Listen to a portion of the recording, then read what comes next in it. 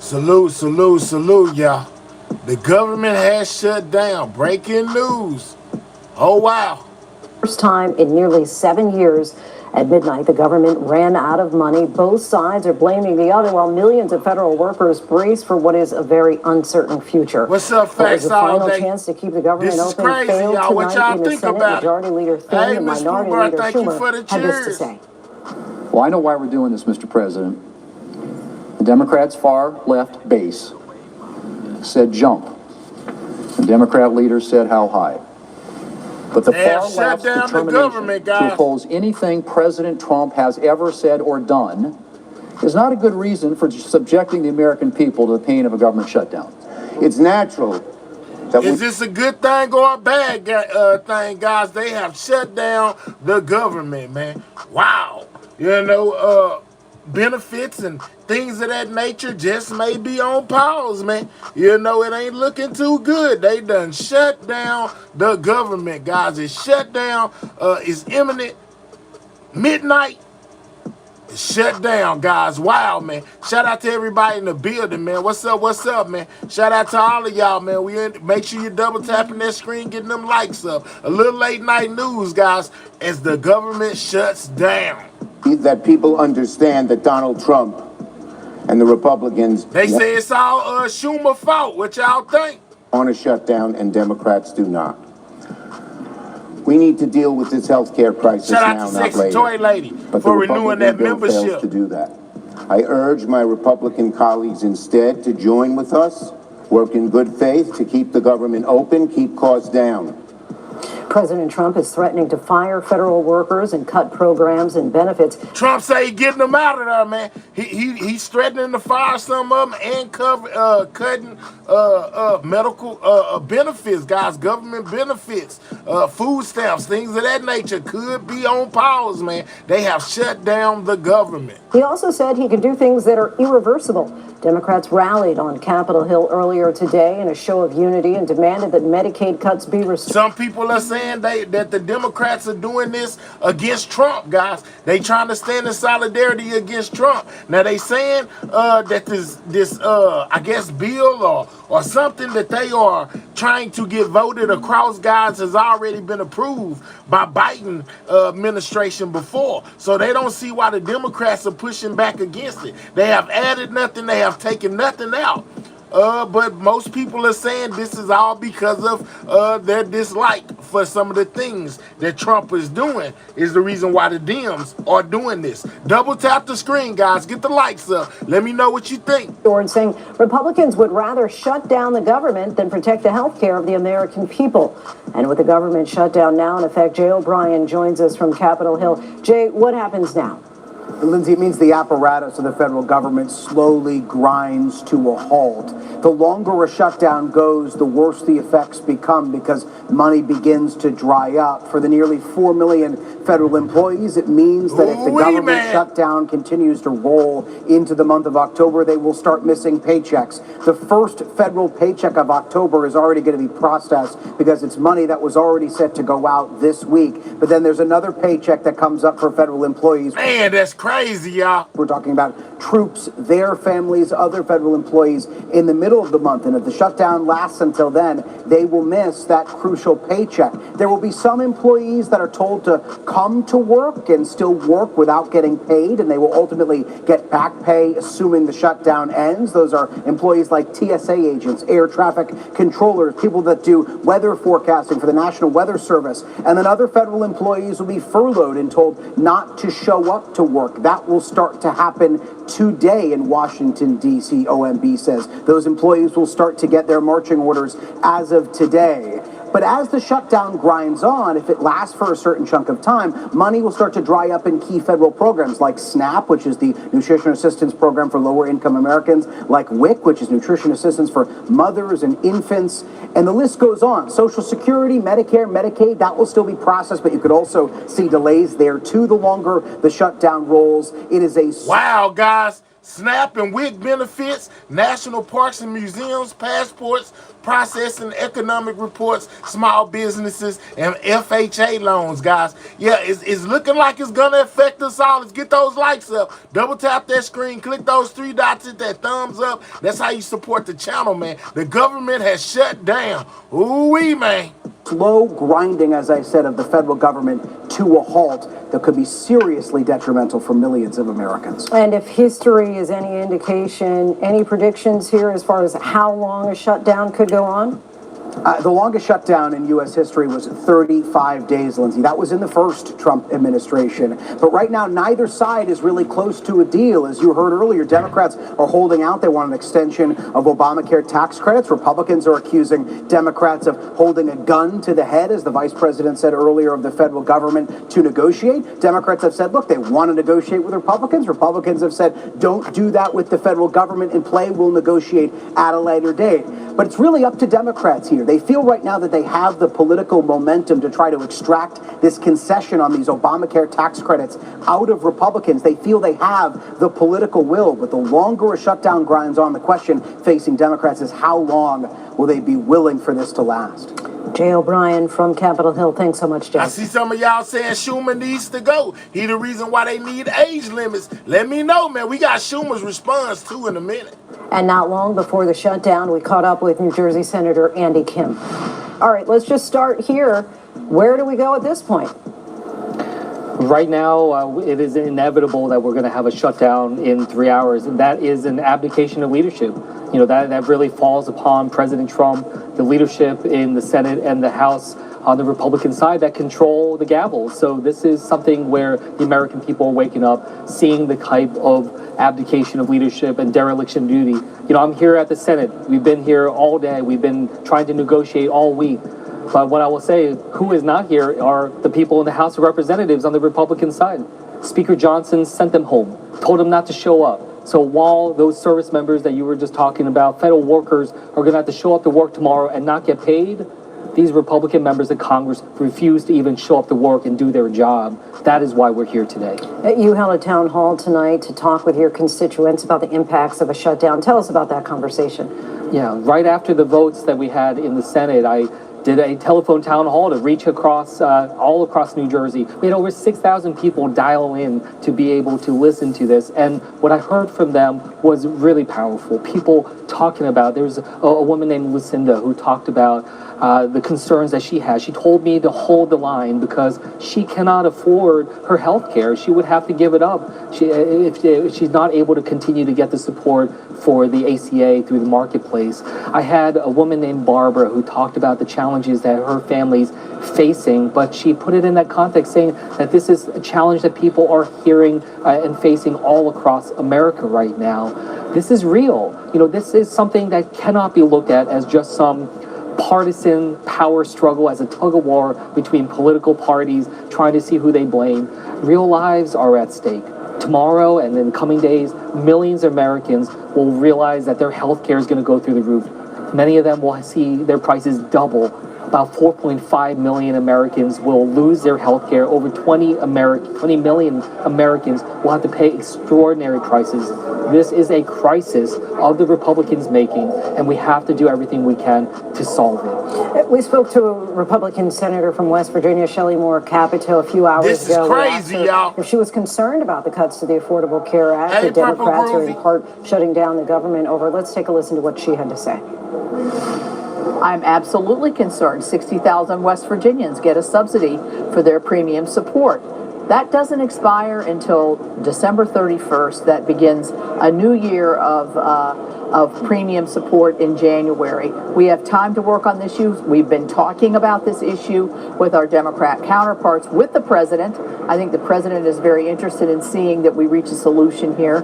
And so I think that what you're going to see is some kind of compromise, but we have to keep the government open while we reach and have those negotiated talks on premium support.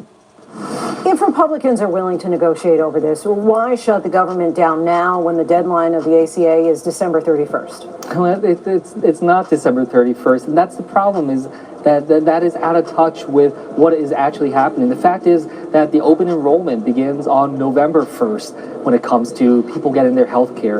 And a lot of families are going to be looking at the increased costs and say, I can't afford that. I'm going to have to lower the type of coverage I get or get rid of it altogether, and have to make some really tough choices. They cannot wait till Thanksgiving or the end of the year to be able to get that clarity. This is a crisis right now, and we have to respond. Absolutely, to it. right now. And that is what I just fail to see, how my colleagues can be so callous in the face of so many challenges that Americans are facing with their loved ones or themselves to get care when they need it most. Just how concerned are you about the fact that the White House is threatening not to just furlough workers, but to fire them? Yeah, I mean, again, it just shows you, Wow. just the extremism of what they do. Trump say he gonna get them up out of here. Federal workers. They have already fired hundreds of thousands of federal workers. Their budget that they're trying to ram through would fire hundreds of thousands of federal workers. It is an attack upon our government and, frankly, our Constitution in terms of how we're trying to engage. And I say that as someone who worked as a career federal public servant in the civil service. I worked under both Republicans and Democrats in the White House.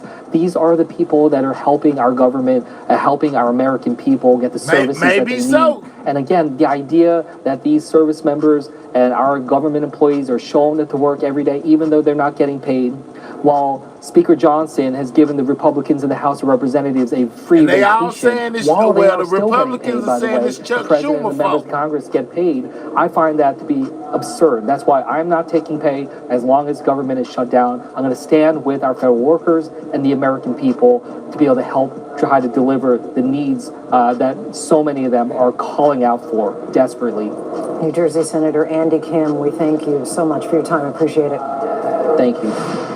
And now we're joined by Avery Harper, our political director here at ABC News. So, Avery, who are the federal workers expected to be furloughed or fired as a result of the shutdown? Right, so anyone who is not considered essential, so those workers who are not protecting life or federal property, can be furloughed or sent home without pay during a shutdown. So when you think about some of these federal agencies in places across the country, think about workers who are performing administrative tasks or research tasks or policy functions. Those are the kinds of folks who are going to be furloughed. Now, in shutdowns past, we did not see federal workers fired during a government shutdown, but we have seen the Trump administration other firings of federal workers that we've seen since President Trump has taken office. So, of course, we are watching to see if that happens, and if it happens, if those firings can even pass legal muster. Yeah, Republicans, as we know, are saying a shutdown could have been averted if Democrats simply supported a clean, continuing resolution, as they described it. But what kind of pressure are Democrats facing from their base to hold firm? Right. I mean, there is polling that suggests that Democratic voters want to see their party fight harder against this administration. And let's be frank, in Washington, D.C., Democrats have very little power. And so this is a big, visible moment for them to try and force the Republican Party and the Trump administration's hand. And so they argue that this is really about the Affordable Care Act, about those subsidies, about Medicaid cuts, about health care access.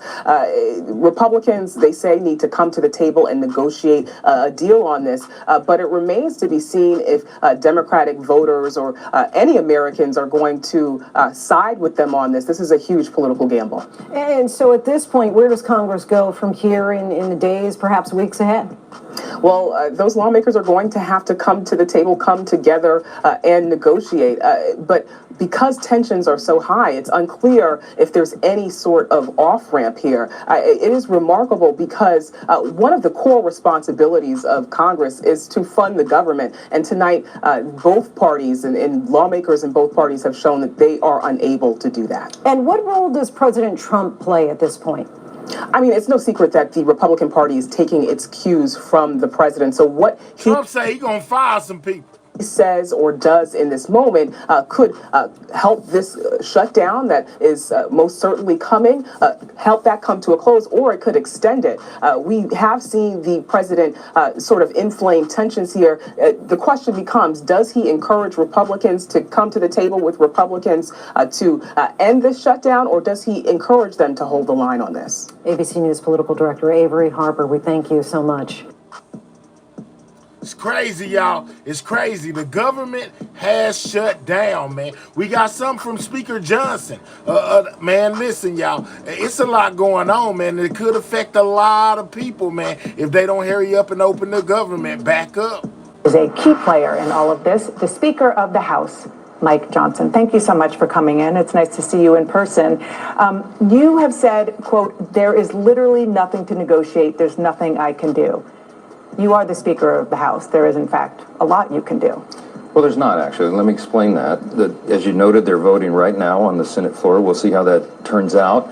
Last night, two Democrats and an independent flipped and came along with the Republicans. But it looks like, and what we expect, is that most of the Democrats in the Senate, again, will reject the clean CR that we sent over. It's clean. What that means is it's nonpartisan. So here we go with him telling us that the whatever they sent over was nonpartisan, meaning they didn't implicate anything into this. They did not take anything out of it. It's basically as it was, and they just want them to pass it. It's left over from the Biden administration, guys, in which Schumer had voted yes for it when Biden was in there. But now they having blowback on it because basically he feels like some of them are trying to get back at Donald Trump. We didn't add any Republican priorities or poison pills or gimmicks or tricks into that at all. It's 24 pages. I mean, everybody can read it for themselves.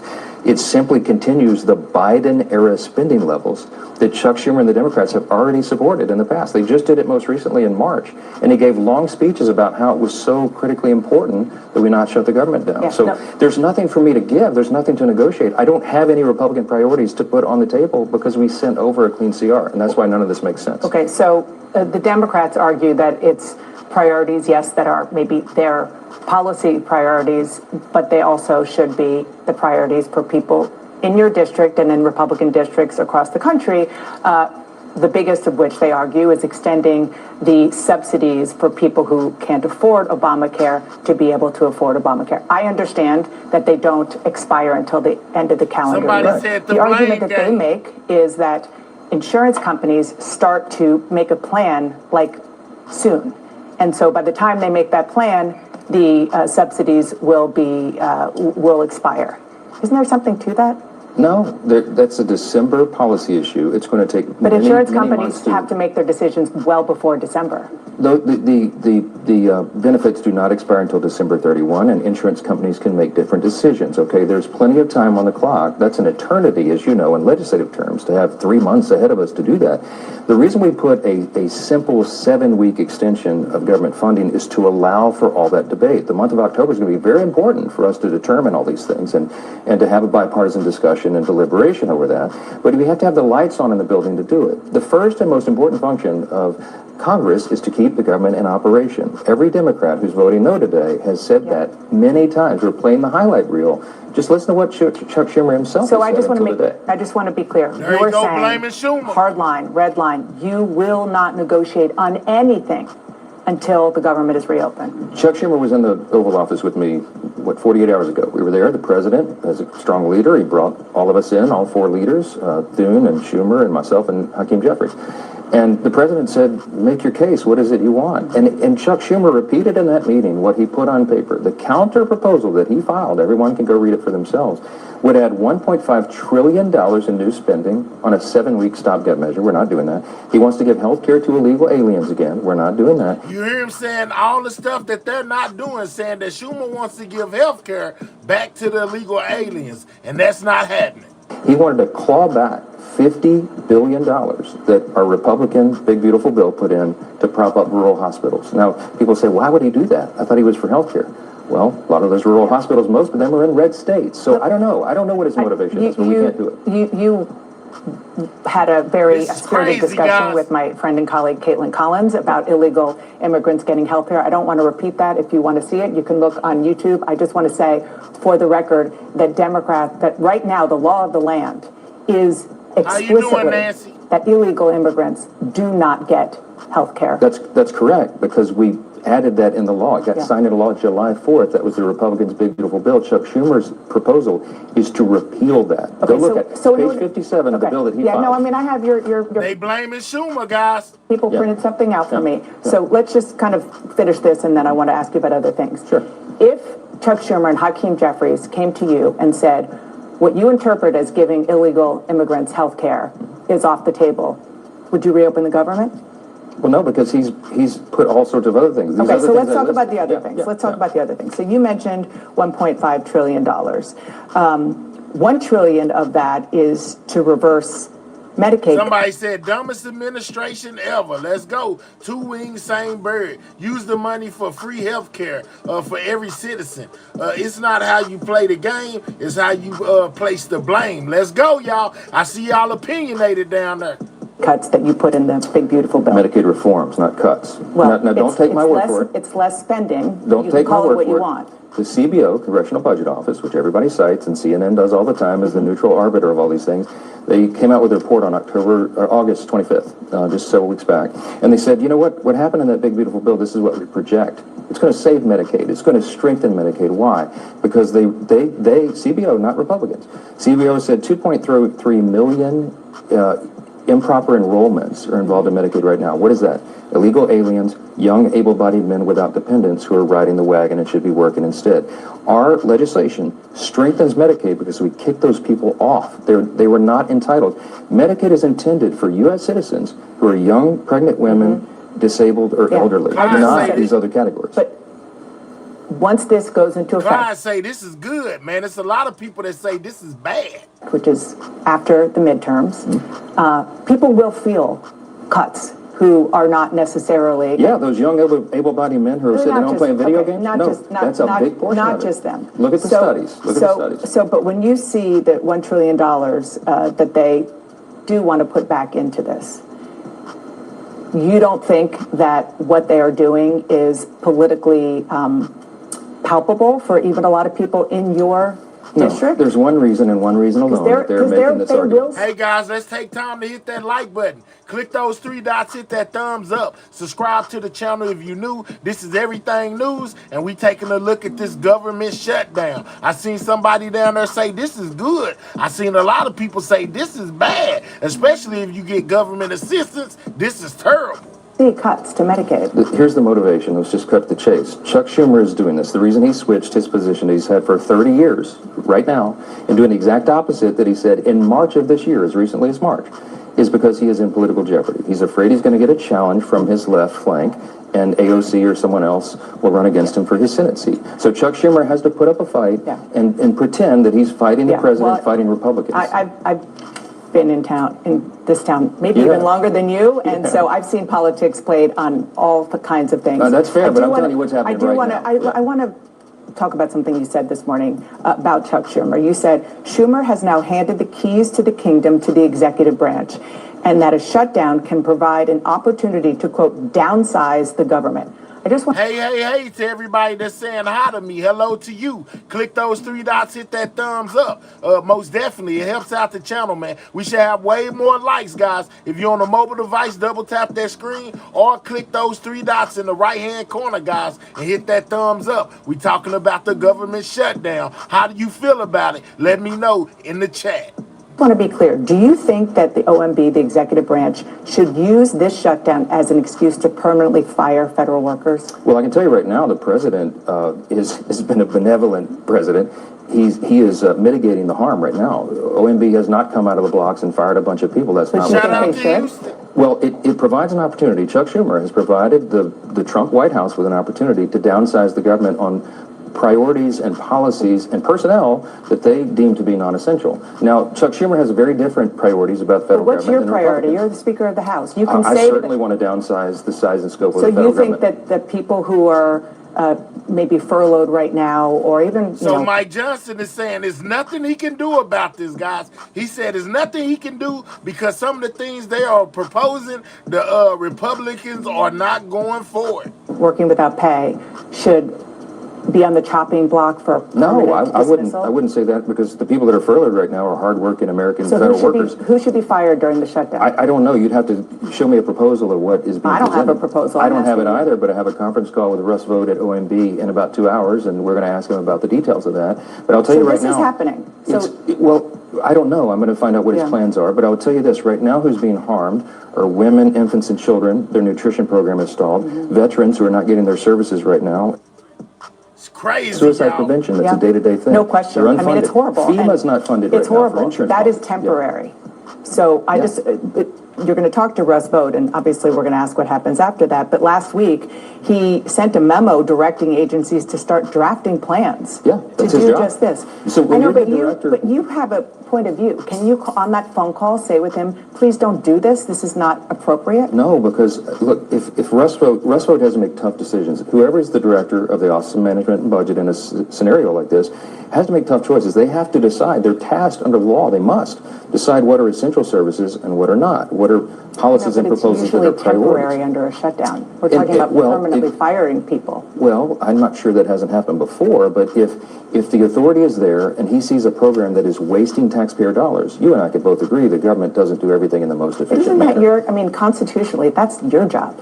Article 1, that is your It job. is until Chuck Schumer decides to hand the keys to the president, which is literally what he's doing. If he makes the decision to shut the federal government down, he's shutting down the legislative branch, and he is giving the authority to the executive. That's how the system works, and he's made that decision. So is it foolhardy for him to do so? Of course it is. Could it backfire? Fantastically. Can we get those likes over 100, guys? It's 1,300 of us in here. Let's double tap that screen if you're on a mobile device, or click those three dots, hit that thumbs up. Make sure you subscribing to the channel if you're new, man. The government has shut down, guys, and these are some of the people that are responsible that are telling us all about it, guys. Let's get those likes up. Not just one or two of y'all, a lot of y'all. Double tap that screen, guys. Get the likes up, or click those three dots, hit that thumbs up if you're not on the mobile device. Make sure you're subscribing to the channel, man. Yes.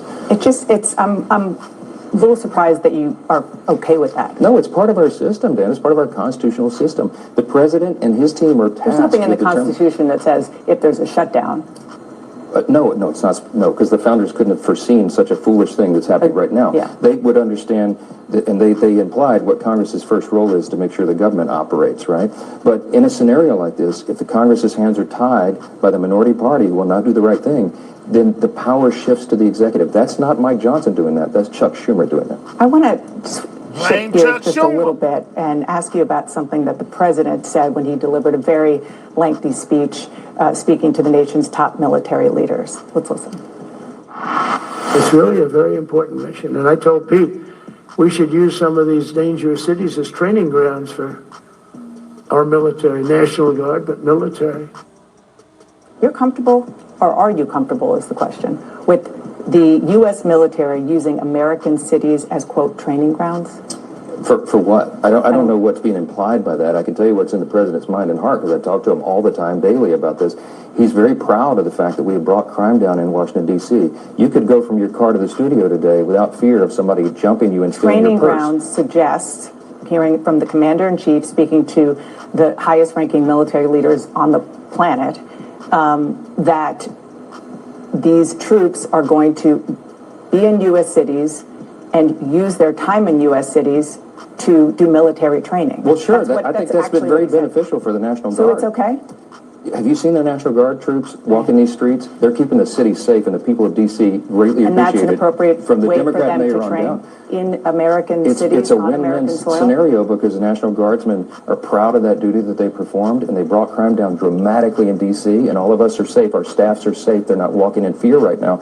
I think we should do that in every major. But what happens when the troops leave though, and you're left with your police officer? What happened then? I think it's Blue a city slippery run by slope. Democrats who aren't serious about It just crime. seems very antithetical to sort of the notion of Law and order? America. Well, no, I'm not talking about law and order. No, because that's what they're restoring. No, I'm is talking law and about the order. U.S. military, how they're used. If a city is out of control and it's beyond the scope of what the municipal police department can handle, which is what happened in D.C. by the testimony of the Democrat mayor, not Republicans, she needed help. She welcomed the help. And you know what? It brought the crime rate down. We have peace in the city. This is the greatest nation in the history of the world. We have the most beautiful capital in the history of the world. We should be safe. My guy says what's new. They done shut the government down, man. That's what's new. Visitors and families and school children who come here, the National Guard troops heroically have provided that. I think that's a great thing, and the president does as well, and I think the American people do as well. Just real quick, you're talking about one side of the coin. I'm talking about another, which is using this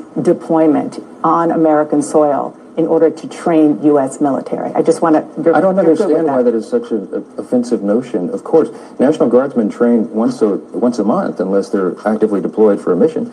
That's a good thing. They're working together. I've talked with a lot of these guardsmen. They're having a great time. They're working together, serving together. They're proud of their country, proud of the nation's capital. Everybody should applaud that. I don't understand what the controversy is about that. You're going to bring the House back anytime soon? House is coming back next week. Yom Kippur is tomorrow, so there's no votes. Friday would be the first opportunity. The Senate will do the CR again. They'll keep voting, Leader Thune said. And the House will be back next week. But we hope that we'll have something to do. I surely pray that this shutdown doesn't last more than a few days and we can all get back to work. Yeah, well, we all do. Thank you. Thank you for being here, Mr. Speaker. Thank you. All right, so y'all heard from Mike Johnson. He basically said there's nothing he can do. And they blaming Schumer, guys. Schumer is taking a lot of heat for all of this, guys. Yeah, I'm just saying, man, it is crazy. Let's see what Chuck Schumer has to say about all this. Man, double tap that screen, get the likes up, man. I'm bringing it from all angles, guys. Each side is most definitely going to get to speak. Get those likes all the way up. Shout out to everybody in the building, man. It's like late night news. If you missed it earlier, I got it for you now. The government has officially shut down, guys, and it could be bad on a lot of Americans. Mistake. This is Chuck Schumer shutdown. Everybody needs to understand one very simple, fundamental truth. This goes against every single solitary position Chucky has taken throughout his entire political career. Let's take a trip down memory lane. Here's Chucky over the years in his own words. Take a listen. What if I persuaded my caucus to say I'm going to shut the government down? I'm going to not pay our bills. This is Schumer. This is who they blaming. They saying this is all his fault. Unless I get my way. It's a politics of idiocy, of confrontation, of paralysis. It's sort of like this. Someone goes into your house, takes your wife and children hostage, and then says, let's negotiate over the price of your house. You know, we could do the same thing on immigration. We believe strongly in immigration reform. We could say we're shutting down the government. We're not going to raise the debt ceiling until you pass immigration reform. It would be governmental chaos. Speaker McCarthy needs to stop letting the MAGA radicals drive his decisions and do the obvious and sensible thing. He called him Chucky. Schumer. They saying that Schumer is behind this shutdown, guys. How do y'all feel about this? Are any of y'all out there directly affected by what's going on right now with the government being shut down? I'm just asking. Let me know.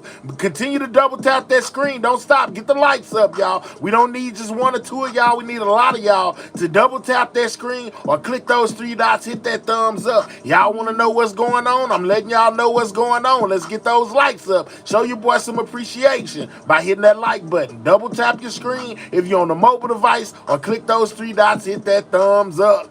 Follow the Senate's lead and pass a bipartisan CR to prevent this reckless shutdown. We do not want to let a Trump temper tantrum govern our policies or cause the shutdown of a government which everyone on both sides of the aisles knows is the wrong idea.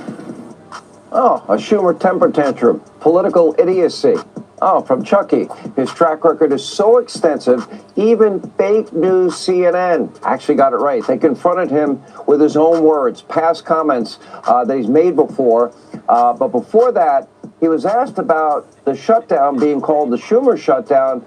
And the Schumer shutdown, right as the audio appeared to go out. Perfect timing. Take a look. Every Republican who's gone on TV the last 12 hours or so has called this the Schumer shutdown. What do you say about that name?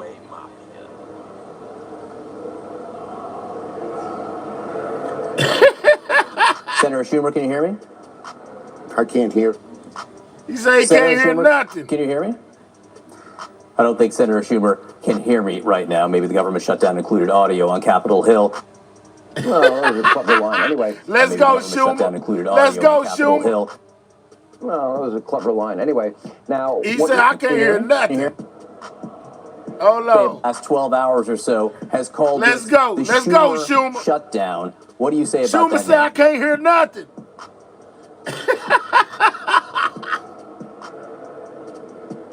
Senator Schumer, can you hear me? I can't hear. Senator Schumer, can you hear me? He said he does I not don't think recall, Senator Schumer guys. can hear me right now. Maybe the government shutdown included audio on Capitol Hill.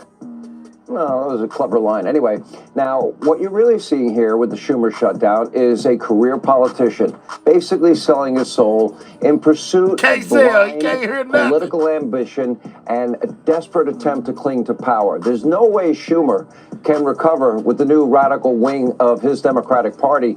He's hated by them. He will forever remain hated. And he has been exposed to the rest of the country, which in a poll this year gave him a whopping 17% approval rating. Wow, not very high. Now, here's our message to Chucky tonight. Chuck, it's over.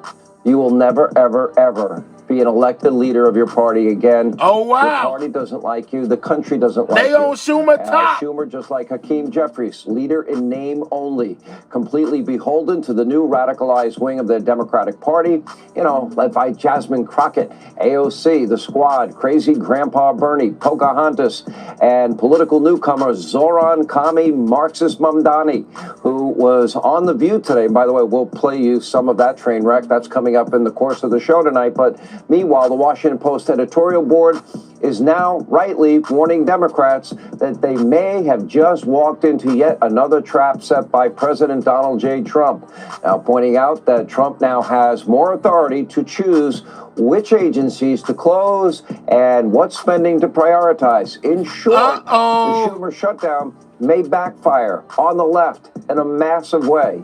Now, the fact of the matter is Democrats are demanding a whopping $1.5 trillion taxpayer dollars, that's your money, in additional government spending for a mere 7-week period for the government to stay open.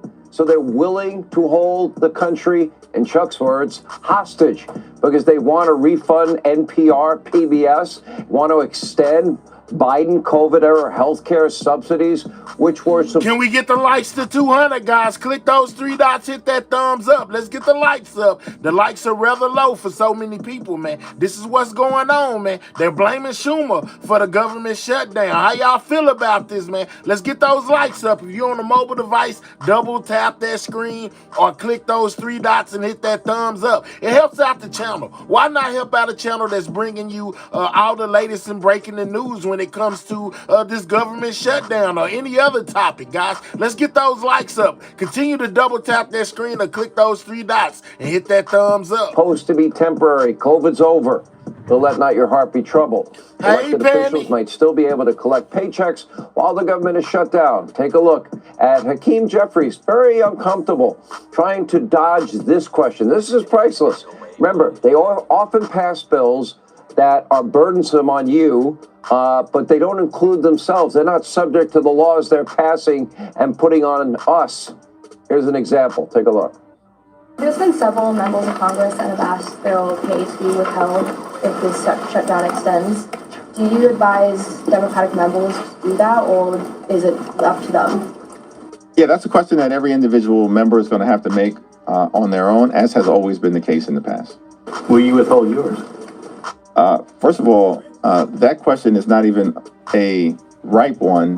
Why this dude right here remind me of Obama, guys? Every time I see him, I be like, dang, he look like Obama. Do anybody else see the resemblance out there? This dude right here, every time I see him, he reminds me of Obama, man. I'm just saying, he look just like Obama to me, like he could be a little brother or something. He reminds me of Obama. I don't know what it is, but let's continue. Because we're anticipating that this shutdown issue will be resolved. They say I'm tripping. Well in Okay. advance.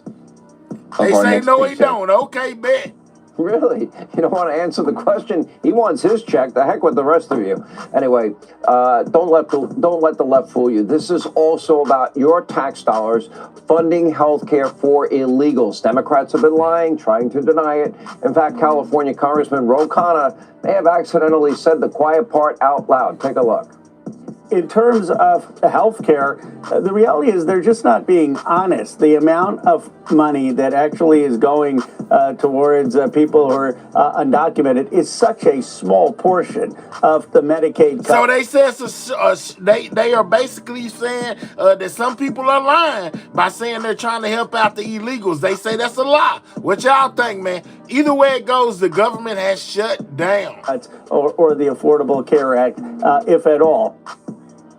Now, Democrats and their allies in the legacy media mob are working overtime to shift the blame to Republicans. Now, take a look at this exchange between House Speaker Mike Johnson and little Georgie Stephanopoulos. ABC News. Take a look. The Democratic proposal is designed to prevent millions of Americans from losing their health insurance, losing Medicaid coverage, or paying higher health care premiums. Why are you against that?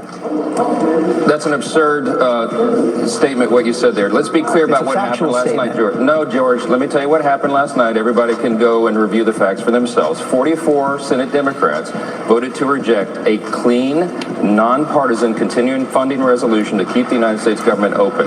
The Democrats said instead that they wanted to give health care to illegal aliens instead of keeping critical services provided for the American citizens. That's what happened, plain and simple. Here are the facts. The proposal does not provide health care for illegal immigrants. Illegal immigrants cannot buy health care under the Affordable Care Act. They cannot receive health care subsidies. No. Illegal immigrants are ineligible for Medicare, Medicaid, and the Children's Health Program. The Democratic bill does not make them eligible. It does, actually, because what it does is it unwinds the changes that Republicans put into the big, beautiful bill. Checkmate, Mike Johnson. But one Democratic congressman from Detroit may have undermined this entire strategy with one video admitting that Democrats caused the shutdown. Take a Wow. Look. Returning back to Detroit this morning after the Republicans failed to show up in the U.S. House. Man, like he got on a toupee or something. And he got his eyebrows drawn on. Who is this? You know, man, why do you got drawn on eyebrows in a toupee, man? What is going on in this here picture right here, guys? I don't know. But hey, man, just something I just seen. He got painted on eyebrows like a girl. I'm just saying, man, I don't know what's going on. Hey, I don't even know who this is. But he most definitely got painted on eyebrows. That's all I got to say about that. But I'll let it continue. We got to make sure Americans have the health care that they need. And if that means we got to shut this government down, so be it. Wow. And meanwhile, before the shutdown took effect, well, Schumer spoke on the Senate floor and actually criticized the new poll from the very liberal New York Times showing Americans will in fact blame the Democrats for the shutdown. And let's go, y'all. I knew I wasn't tripping. Y'all seen that too. Drawing a lot of laughter from his colleagues. Take a look. Now, I know the leader is going to show a poll that says that Democrats will be blamed for the shutdown. There are many more polls that show Republicans are blamed. The question in that poll is biased. Biased. In the New York Times, but it's biased. If you turn the... Oh, sure. That's true. I don't always believe the New York Times. You can be sure of that. Want even more Fox News on YouTube? It's crazy, y'all. So as this shutdown continues, man, there's a lot of opinions, man, and the people that are responsible have been doing a lot of talking, man. Let's go over here to J.D. Vance. Hear what he had to say about this government shutdown. Let's go. This is your vice president. Deliver some remarks and take some questions. First, I just want to share remarks of my own. Democrats in Congress have officially shut down the United States government. House Republicans passed a nonpartisan, clean piece of legislation to extend current government funding until November 21st. But nearly every single Democrat senator voted against this bill. To be clear, this was the exact same bill that Democrats approved 6 short months ago in March, just adjusted for inflation. This is the same kind of clean funding bill that Democrats passed 13 separate times when they held the majority during Joe Biden's administration. So the American people woke up this morning and asked the obvious question: Why is the government shut down right now? The answer is pure partisan politics being played by the Democrat Party. The Democrats shut down the government because President Trump and the Republicans will not force American taxpayers to pay. They say the Democrats did it. Blame it on Schumer and them. It's all they fault. For free health care for illegal aliens. America is $37 trillion in debt. We cannot afford to provide taxpayer-funded free health care to illegals who broke the law to enter our country. To put this all into perspective, the Democrats refuse to keep the government open over health care to illegal aliens and now have jeopardized critical health care programs for American citizens instead.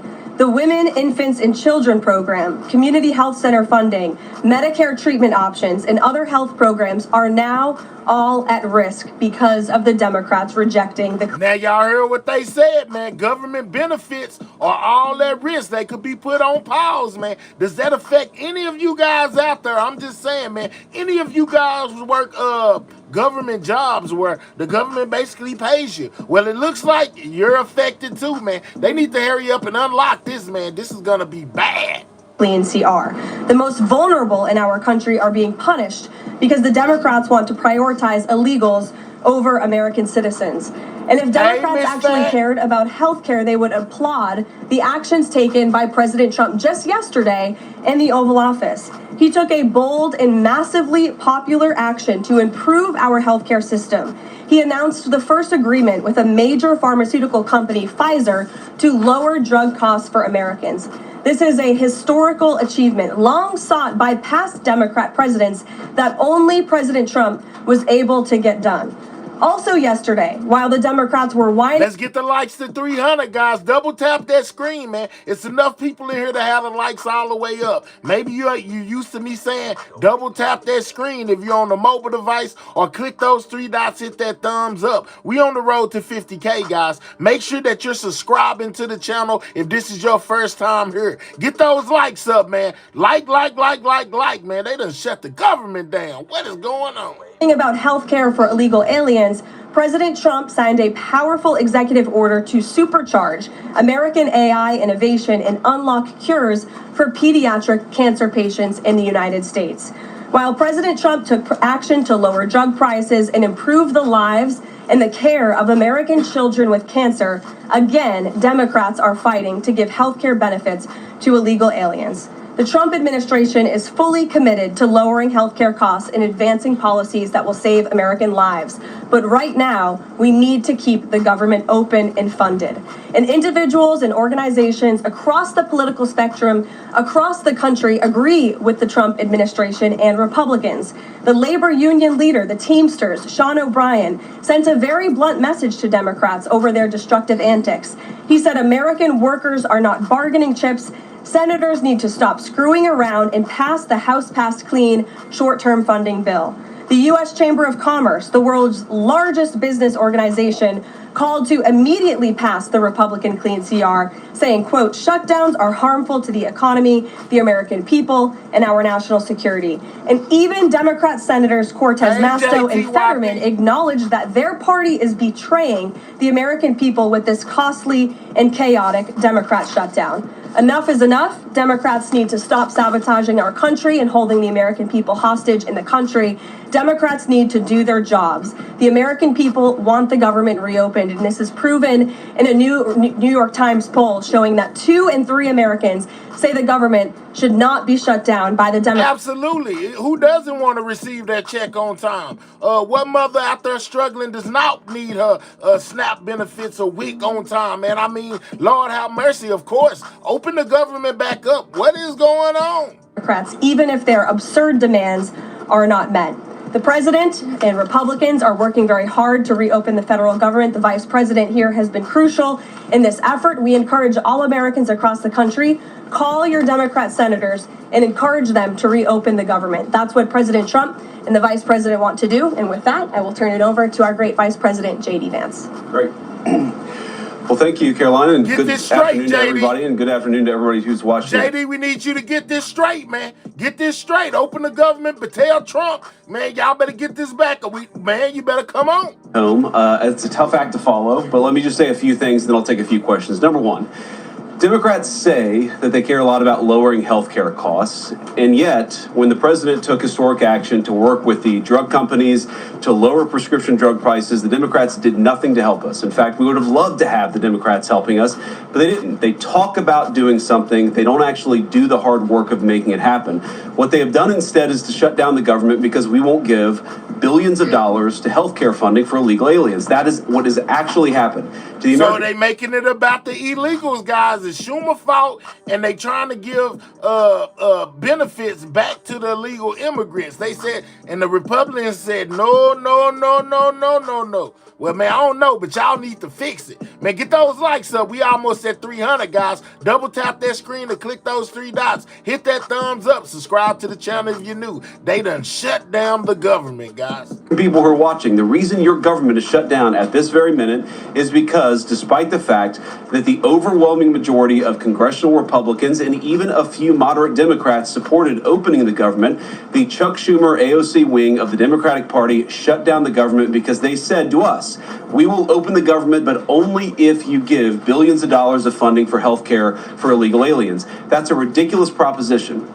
Let me say two other quick things, and then again, I'll take some questions. Number one, we all understand that Democrats and Republicans have policy disagreements. The Democrats want to do things. Look, when Chuck Schumer and Hakeem Jeffries were in here a couple of days ago, they made some suggestions that the president was more than happy to say, yes, let's sit down and talk about how we can solve the healthcare crisis that we inherited from the Biden administration. But it's one thing to say that we should solve the healthcare crisis for Americans. It's another thing to say that we're going to shut down the government unless we give the Democrats every single thing that they want, which, as Caroline says, includes giving billions of dollars of taxpayer funding for health care for illegal migrants. That's ridiculous. Do y'all think this is all about the migrants, man? They need to argue about this on their own time and open back up the government, man. What is going on? You know, I don't think that that's exactly what they're trying to do, but Lord have mercy, Jesus, whatever it is, y'all need to fix it.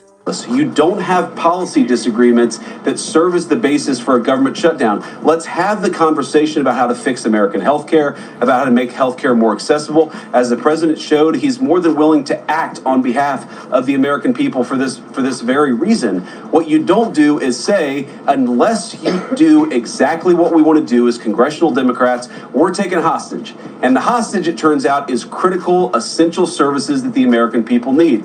Caroline talked about some of it. Let me talk about some more. Our troops are not getting paid starting today because of the Chuck Schumer wing of the Democratic Party. Troops are not getting paid. Good Lord. Hey, y'all, did y'all hear him just say our troops are not getting paid? Oh, my goodness. I told y'all, it's a lot of people suffering right now behind this government shutdown. We have people who require food assistance, low-income Americans who require food assistance. Families that's on that gets benefits from the government, they're suffering right now. So now we got two. We got the troops and struggling families that are suffering behind this shutdown. Who will not get it unless we reopen the government, thanks to Chuck Schumer and his wing of the Democratic Party. We have flood insurance as we start hurricane season in the southeastern part of our country. Well, if you experience hurricanes, you are most definitely affected by this shutdown. That flood insurance is going to disappear because of Chuck Schumer and the far left of the Democratic Party. We need to reopen the government. Let's fix America's problems. Let's work together to solve them. But let's reopen the government before we have our negotiation about health care policy. That's what the American people demand, and that's certainly what the President of the United States wants. Let me make one final point. I think a lot of Americans are asking themselves, why did this happen? Why did the Democrats shut down the government despite, as Caroline said, voting on the exact same piece of legislation 6 months ago? And there are a lot of different spins that we can put on it, a lot of different answers that we could give, all of them true. One answer I already gave is that they want to give health care benefits to illegal aliens. That is true. They gave us legislative text that would have undone us cutting off health care benefits for illegal aliens. That's one of the things that get your goofy self up out of here, because you're goofy. I don't need to be a narrator for you. The people that like it. The people that don't can leave. I ain't worried about you, lady. Go find you another channel to give you a narration or commentary. This is my commentary. If you don't like it, leave. Oh, well, matter of fact, we just blocked you because you got deported and you ain't got a green card anyway. they asked for. But the reality here, and let's be honest about the politics, is that Chuck Schumer Schumer is terrified she's going to get a primary challenge from Alexandria Ocasio-Cortez. The reason why the American people's government is shut down is because Chuck Schumer is listening to the far left radicals in his own party because he's terrified of a primary challenge. So I'd invite Chuck Schumer to join the moderate Democrats and 52 Senate Republicans, do the right thing, open up the people's government, and then let's fix healthcare policy for the American people. Questions?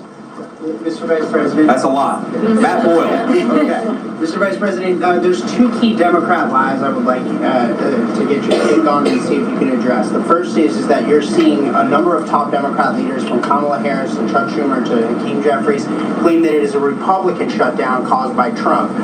The second is that they're out there now claiming that they don't want to give health care to illegal aliens. Can you address both of those lies from the Democrat Party? Yeah, so on the point that it's a Republican shutdown, look, it's obviously a Democratic shutdown. Just look at the vote totals in the House, look at the vote totals in the Senate, and look at the President of the United States' own action and conduct throughout this crisis. Nearly every single House Republican voted to open the government, Matt. Nearly every single Senate Republican voted to open the government last night. And even to their credit, a few moderate Democrats voted to open the government. That's not a Republican shutdown when nearly every single Senate Democrat votes to shut it down and every Republican voted to open it up. It's just obviously not true. Now, you can disagree about a number of things, but you can't disagree about the obvious fact that Republicans voted to open the government. The president stands ready to sign that opening of the government. We just need a few more Democrats to join us in that effort to open the government. Your final question about illegal alien benefits. Look, the text is very clear. And I even saw, I think it was George Stephanopoulos in an interview with Mike Johnson, did a fact check that was totally rooted in baseless claims. It was basically Democrat propaganda. Yeah, they talking about the commentary and narration. It ain't about what I'm saying. It's about what they saying. I ain't got the government shut down. They do. You should be listening to them. You should want to hear what they saying anyway. I'm just saying, make sure you subscribing to the channel if you're new. We on the road to 50K. We need all the subscribers we can get. So subscribe. I think we need like 99 subscribers to hit 49K, guys. So if you're not subscribed, subscribe to the channel, man. If you look at the legislative text that they gave us, they tried to turn on two separate provisions that would give health care benefits to illegal aliens. Number one, if you're an American citizen, you've been to a hospital in the last few years, you probably noticed that wait times are especially large, and very often somebody who's there in the emergency room waiting is an illegal alien, very often a person who can't even speak English. Why do those people get health care benefits at hospitals paid for by American citizens? The answer is a decision made by the Biden administration that the Trump administration, working with congressional Republicans, undid. We turned off that money spigot to health care funding for illegal aliens. The Democrats, in their legislative text, want to turn it back on. That's one thing. The second thing, Matt, is we all know that there are various ways in which the Biden administration waved away illegal immigration status. Somebody said, Trump, you're fired. Let's go. Hey, man, I'm just saying, they all need to get fired if they don't open back up the government. Open up the government, guys. What are you guys doing? They gave parolees, they gave asylum claims to people who weren't really claiming asylum. And when they waved the magic wand of amnesty, giving millions of people legal status, even though they were in the country illegally, they also gave those people access to health care benefits. So what the Democrats are engaging in is a sleight of hand. They're saying, no. Those weren't illegal aliens who were getting health care benefits. Let's go, Panny. Panny said, what does speaking English got to do with anything? Nothing. I'm just saying, they saying that the reason why the government isn't open is because the Democrats are trying to give health care benefits back to the immigrants. And the Republicans said absolutely not, and they standing on it. Oh, everybody, knows they were in the country illegally. It's a lie told by the Democrats that they're not trying to give health care benefits to illegal aliens. It's a lie that is obviously untrue if you just look at the text that they gave us. And all you have to do is understand that this is about who benefits. We think the American people's government ought to benefit American citizens. The Democrats are willing to shut it down to benefit illegal aliens. The contrast couldn't be more clear. Peter. Thank you, Vice President Vance. The big holdup is, of course, that you guys say illegal immigrants are getting taxpayer-funded health care. Democrats say you're lying. That makes it feel like it could be a really long shutdown. Is this going to be a long shutdown? You know, I don't know. I can't predict what congressional Democrats are going to do, Peter, but I actually don't think it's going to be that long of a shutdown. This is a pure guess from the Vice President of the United States, because I think you already saw some evidence that moderate Democrats are cracking a little bit. They understand the fundamental illogic of this. Look, for years, every single one of us, we can remember Barack Obama on the White House lawn. We can remember Chuck Schumer. We can remember, Nancy Pelosi. For years, in Chuck Schumer's case, for literally decades, we've heard them say, you don't shut the government down over a policy disagreement. Okay, Republicans think this thing about health care, that thing about health care. Democrats think this thing about immigration, Republicans disagree. Whatever those disagreements are, you don't shut down the government over it. For the first time since the Democrats have been in politics, they're now saying that unless we get every policy item that we demand, we're going to shut down the people's government. They're trying to take a hostage, and we're not going to let them. And the administration announced today that $18 billion bound for New York transportation projects is going to be frozen so it can't go to DEI programs there. But the timing of this, does announcing that today mean that you guys are going to squeeze Chuck Schumer's home state until he blinks? Look, I haven't talked to Russ about this morning, but look, I'm sure that Russ is heartbroken about the fact that he's unable to give certain things to certain constituencies. We want to do everything that we can to help the American people, but when the Democrats shut down the government, we have to actually do a little triage to make sure the most critical and most essential services are provided. The government does a lot of things. Of course, Republicans think that the federal government probably does too much, but there are a lot of critical things the federal government does that absolutely all of us would agree need to do. Our troops need to get paid. Our air traffic controllers need to make sure that people are flying safely and on time. We need low-income people to be able to access the food services that are provided by the federal government. There are critical things that need to be saved. We're going to do everything that we can over the coming weeks, if the shutdown lasts that long, to ensure that people get the essential services that they need, despite the fact that Chuck Schumer has shut down the federal government. It's not going to be perfect because we are in a government shutdown. We are going to have to lay some people off if the shutdown continues. We don't like that. We don't necessarily want to do it, but we're going to do what we have to keep the American people's essential services continuing to run. Thank you. Yeah. Thank you, Mr. Vice President, and thank you for being here. Yesterday, President Trump said, as a result of the shutdown, we'll be laying off a lot of people that are going to be very affected, and the Democrats, they are going to be Democrats. Has the administration asked agencies to target federal workers who they believe to be Democrats in these reductions of forces? We're not targeting federal agencies based on politics. We're targeting the people's government so that as much as possible of the essential services can continue to function. That is the question the president has asked. I see Pandy down there saying, bring back ACA. She says low-income families can't afford health care without the ACA. Pandy says, bring back ACA, guys.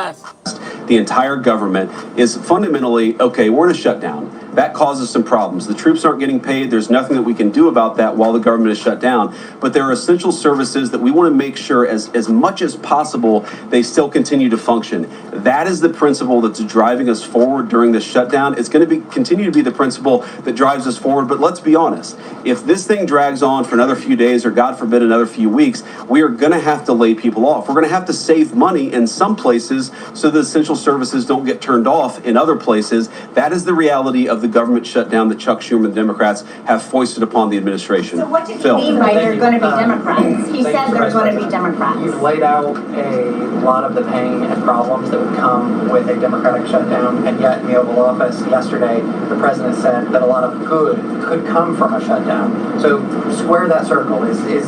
Which is it, a Democratic-caused crisis or a Republican opportunity for reform? Cheryl says her life is a mess right now. She say y'all need to open back up the government. All the president is saying, Phil, is that he wants to make sure the American people's government functions as well as it can, despite the fact that we're in a shutdown. We're going to have to make things work. And that means that we're going to have to triage some certain things. That means certain people are going to have to get laid off. And we're going to try to make sure that the American people suffer as little as possible from this shutdown. That's what the president is saying, is that, yes, this is a bad thing. Obviously, the president is trying to reopen the government, but we're going to make things work as well as we possibly can, given the constraints that we have. And then on those policy differences for the discussion and the negotiations to come later, during the Biden administration, Democrats twice voted to expand these Affordable Care Act tax credits but those were supposed to be temporary, and they were slated to expire at the end of the year. As you sort of crack the door open to negotiation at a later date, would the party that ran on defunding Obamacare really negotiate about potentially expanding Obamacare? Well, Phil, what we've said to the Democrats is that we're willing to have a conversation about how to ensure that Americans continue to have access to health care. And frankly, they should have access to better health care at a lower cost. We inherited a mess of a health care system from the Biden administration. It's why the president has worked so hard on the most favored nation status for prescription drugs. It's why we care so much about lowering the cost of prescriptions and why we're doing everything else. We're willing to have that conversation, but I think it's important to bracket. Hike says this is the Democrats' fault. I think it's both of their faults. If one side would have just went with the other side, then we would be open right now. But since both of them are standing on what they believe in, I guess that's the reason why the government is shut down. So it's on both sides, really, in my opinion. The healthcare policy conversation, because it's separate from the government shutdown. We think that we can open the government and then have the conversation about what best healthcare policy to fit the needs of the American people. That's all we're trying to do. That's all we're trying to accomplish. We've got to reopen the government first. Now, Caroline, I don't know how you do this, how you actually choose people, because I don't know 90% of the names in here. Is it just who's the best dressed? Okay, I really like your shirt. Go ahead. Thank you, Mr. Vice President. You are president of the Senate. Can you talk about what you're doing, what the administration is doing to try to get other Senate Democrats to vote to open the government? Yeah, we're talking to a number of our colleagues, Democratic and Republican in the Senate. I talked to a number of them last night. The president, of course, is talking to them as well. I think there really are two categories of demands that I've seen privately from congressional Democrats. I think on the one hand, those who are negotiating in good faith are saying, look, we just want to make sure that we're able to have a conversation with the administration about some of the critical needs that we see that need to get fixed. I seen somebody out there say he using Trump tactics. Is that what it is? Is he modeling himself after Trump? Next few months, we recognize it's kind of absurd, and a lot of them will admit in private that it's kind of absurd to shut down the people's. Cameron says J.D. Vance is lying, allegedly. Government over these disagreements, but just agree to negotiate with us in good faith on these issues. And of course, we're having that conversation with them. Then there's another category, people who say, give us everything we want or we're going to keep the government shut down. We just write those people off because they're not negotiating in good faith. And frankly, we don't need them. We've already got three. Shaylin said that is not a lie. He is not lying. I see we got diverse opinions down there. Let's keep them going, man. Let me know what you think. More Democrats last night than I thought we would get. And I think it's because they recognize the illogic of the position of taking the entire American economy hostage because they don't get their policy priorities. So 3 moderate Democrats joined 52 Republicans last night. We need 5 more in order to reopen the government. And that's really where we're going to focus, is how to get those 5 additional Democrats. Thanks, Mr. Vice President. First 2 questions. Are there plans to meet Democratic leaders again in the coming days, or are you planning on plucking out senators one by one? So that's the whole question? No, I got a second question. Okay, go ahead and ask the second question. So the president's been posting some images of Leader Jeffries and Senator Schumer. I saw. Recently, you've said that you're interested in good faith negotiations with these leaders, but what message does that send? Is it helpful to post pictures of Leader Jeffries in a sombrero if you're trying to have good faith talks with him? Oh, I think it's funny. The president's joking, and we're having a good time. You can negotiate in good faith while also poking a little bit of fun at some of the absurdities of the Democrats' positions, and even, poking some fun at the absurdity of the Democrats themselves. I mean, I'll tell Hakeem Jeffries right now, I make this solemn promise to you that if you help us reopen the government, the sombrero memes will stop. And I've talked to the President of the United States about that. Now, to your first question, are we negotiating one-on-one? Are we negotiating in groups? Look, I will go to the U.S. Capitol right now and meet with Chuck Schumer or any Senate Democrat if it helps us reopen the government. Most of the conversations, in my experience at least, have been one-off. We're also, of course, relying on some of our Senate Republican colleagues who have good relationships across the aisle. We're going to do whatever we have to do is the answer. And I think it's tough to predict what shape this negotiation is going to take over the next few months. But I feel good about the fact that Democrats already realize privately the fundamental irrationality of their position. I hope that they're going to publicly acknowledge it and reopen the government. Guy in the back, yeah. Thank you, Mr. Vice President. You responded to a post on X of Chuck Schumer on the House floor back in 1996, railing against illegal immigrants receiving taxpayer-funded benefits. You said Chuck Schumer once recognized that it was disastrous to give illegal aliens rewards for breaking the law. Now he wants to shut down the government unless we reward illegal aliens for breaking the law. Why has Chuck Schumer changed his stance? You know, that's a good question. Actually, it's a very tough question. Asking me to get in the head of Chuck Schumer is not a place I particularly want to be, but my basic read on it is that the entire Democratic Party, the political leadership, not every Democrat nationwide, but the political... We need 30 more subscribers, guys, to hit 49K. If you're not subscribed to this channel, subscribe. We are like 30 subscribers away from 49K. Man, look, J.D. Vance is basically telling y'all what he think. I see a lot of shots being thrown at the Democrats. Schumer, basically saying that this is all their fault. Leadership of their party has got it into their heads that the only way to be compassionate is to be compassionate to illegal aliens rather than American citizens. If you go back to what Bill Clinton was saying, even Barack Obama in some cases, what he was saying about illegal immigration 10, 15, 20 years ago, you would put them on the MAGA right based purely on their rhetoric around illegal immigration. So I don't know why they've gone so far to the left. I think it's bad for the country. I think it's bad for them politically. But our principle, all I can do is speak for the president that I serve and the country, the administration that I serve right now. We believe that the American people's government exists for the American people. That means the people who have the legal right to be here, and that's why we're fighting to reopen the government. And unfortunately, the Democrats are fighting to shut it down for the benefit of illegal aliens. And I'll take a couple more, and then I'll let Caroline, I'll go back to my day job so Caroline can go back to hers. All right, yes. Thank you, Mr. Vice President. Just going back to the sombrero, you said that the president... Yeah, go back to your day job. Open back up the government. Penny says, open ACA. We need ACA. I don't even know what ACA is, but Penny is in strong favor of getting the ACA back. Y'all need to open up the government, man. People are about to start panicking. But Hakeem Jeffries says that these meetings were racist. What's your response to that? And just if I may briefly go off topic, Secretary Hegseth yesterday made an edict about no more beardos in the military. Just wondered what...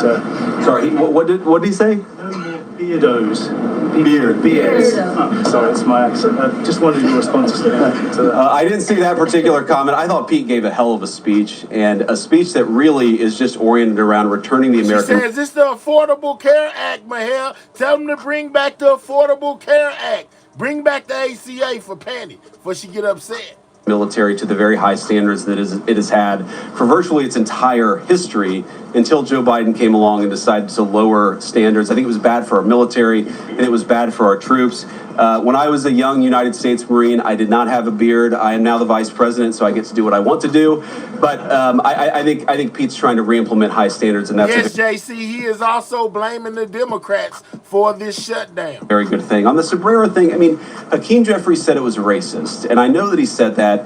And I honestly don't even know what that means. Like, is he a Mexican American that is offended by having a sombrero meme? I mean, I saw one. And there's some people down there that's saying the ACA is a joke. Hey, y'all, double tap that screen. That's how you hit the like button, or click those three dots, hit that thumbs up, man. We're hearing what each side has to say about this government shutdown, as the Republicans blame it on the Democrats and the Democrats blame it on the Republicans. The major TV stations put the meme up and then say this is AI generated, and he had like the curly animated mustache too. It's like, do you really not realize the American people recognize that he did not actually come to the White House wearing a sombrero and a black curly animation mustache? Like, give the country a little bit of credit. We're all trying to do a very important job for the American people. The President of the United States likes to have a little bit of fun when he's doing it, and I think that's okay. I'll take one more question. Mr. Vice President, in every previous shutdown, workers have been furloughed, not laid off. So why does the president want to fire some workers and not just furlough them? Why is this shutdown any different? Well, first of all, we haven't made any final decisions about what we're going to do with certain workers. What we're saying is that we might have to take extraordinary steps, especially the longer this goes on. We're going to have to take extraordinary measures to ensure the people's government operates, again, not perfectly, because it's not going to operate perfectly in the midst of a shutdown, but operate as well as it possibly can. And I think that the Democrats if they're so worried about the effect this is having on the American people, and they should be, what they should do is reopen the government, not complain about how we respond to the fact that Chuck Schumer and the Democrats have shut down the government in the first place. Thank you all. Caroline. Thank you. See you guys. He said, I can't take no more. Caroline, come take over. Caroline, Caroline, help. That's what he said. Help, come take this over. I can't take no more. All right, guys. Well, let's let the fun continue. The Vice President's a very busy man, and I'm happy to take some more questions. I know there's more. Y'all let Purple Groovy rock, man. Shorten hers to 10 seconds, man. Let Purple Groovy rock unless they are being mad disrespectful. Change that time out, Tom. I seen that. Let Purple Groovy rock. She always here.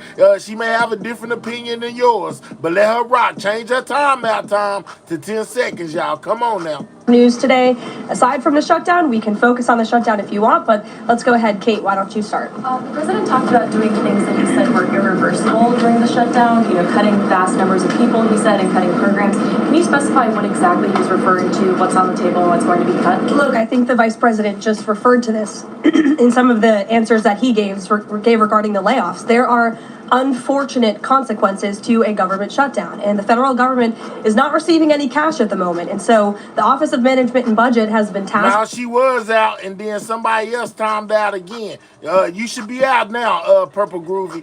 Keep your comments respectful. Keep your comments respectful down there. With looking over the receipts and looking over the budget of the entire federal bureaucracy, and as the vice president said, determining what needs to continue to go out the door and what can we continue to keep running, what unfortunately is going to have to come to an end. So those decisions are being made, and unfortunately layoffs are very likely, as the vice president just said, going to be a part of that. And has the White House had any direct response from Hamas from the peace proposal that was laid out? The president said he would give 3 or 4 days, but is there a hard deadline now, or what are the next steps here? I will reiterate what the President of the United States said, 3 or 4 days, and I can tell you that there are some very sensitive discussions that are taking place, but I certainly don't want to get ahead of any announcement at this podium. I'm going to let Special Envoy Witkoff and the President of the United States handle that.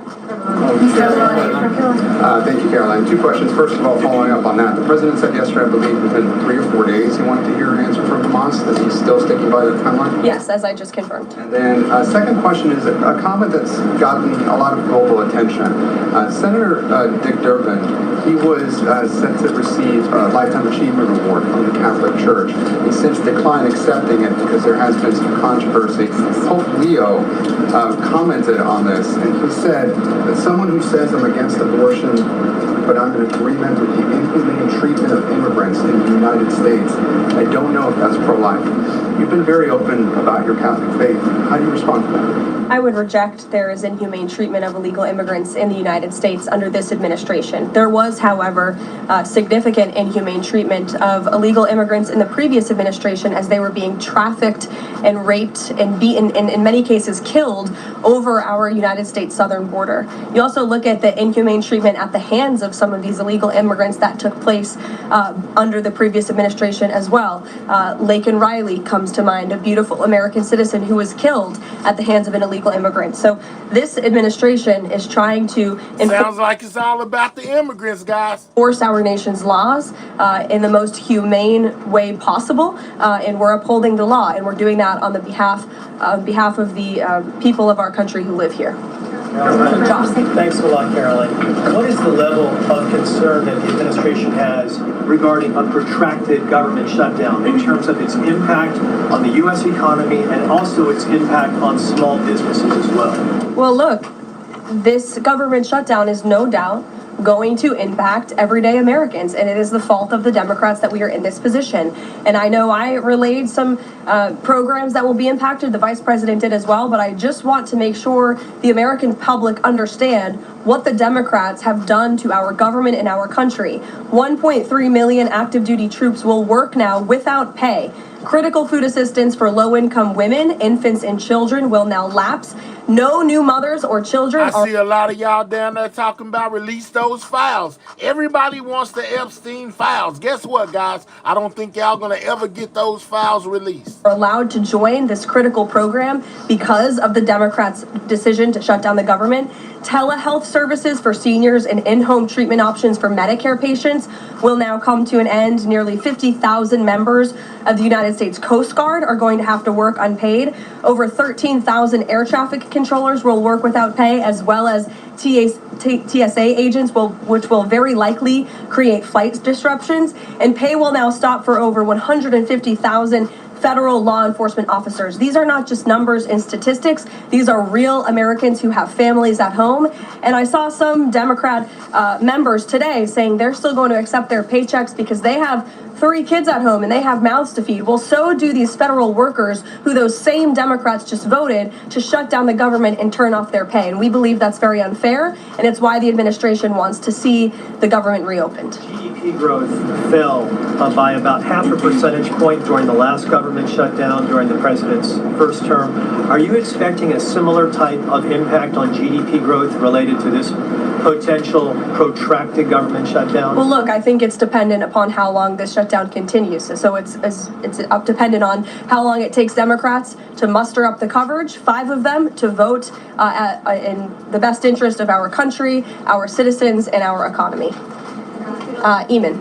Thank you, Caroline. Yesterday, your administration took a 5% stake in Lithium Americas and a stake in the mine that they're working on, and you've taken stakes in other companies and revenue streams from other companies. Can you articulate the broader principle here? When does the administration see it as appropriate to demand equity stakes or revenue streams from American companies? And what other companies are you going to be demanding those from?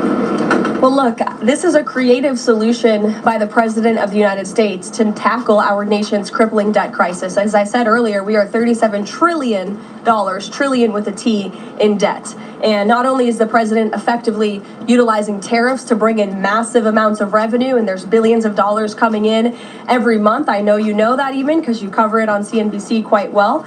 So the president is focused on how can the United States government make more money? How can we make our country wealthy and rich again? And cutting some of these unique creative deals with companies around the world and here at home is just one way the president is seeking to do that. And I know the Department of Energy just announced this new deal. It's another great deal for the American people and our government. Elisa Cook, sure, go ahead. Elisa Cook, the Supreme Court said today that she's going to be allowed to stay at the Federal Reserve Board until oral arguments in January.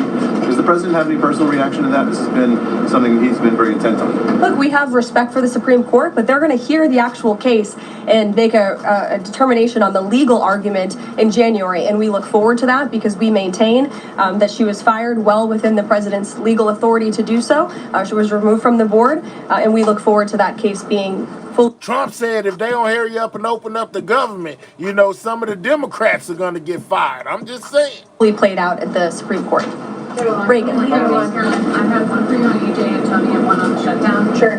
CNN reported that Collins and Murkowski declined to meet with EJ and Tony, raising concerns that his nomination was in trouble. I'm wondering what message Collins and Murkowski are sending to the White House by not meeting with one of the president's nominees. Well, look, EJ Antony remains a great ally of the president and our team. It became clear, unfortunately, that he was not going to have the votes, and so we will be announcing a replacement nominee very soon. And on the shutdown, I'm just wondering how soon you could see cuts to the federal workplace and if there's a specific agency. Andrew said that's the plan. Fire the Democrats. Lord have mercy. Will experience the most cuts or people focus. Unfortunately, because the Democrats shut down the government, the president has directed his cabinet, and the Office of Management and Budget is working with agencies across the board to identify where cuts can be made, and we believe that layoffs are imminent. They are, unfortunately, a consequence of this government shutdown.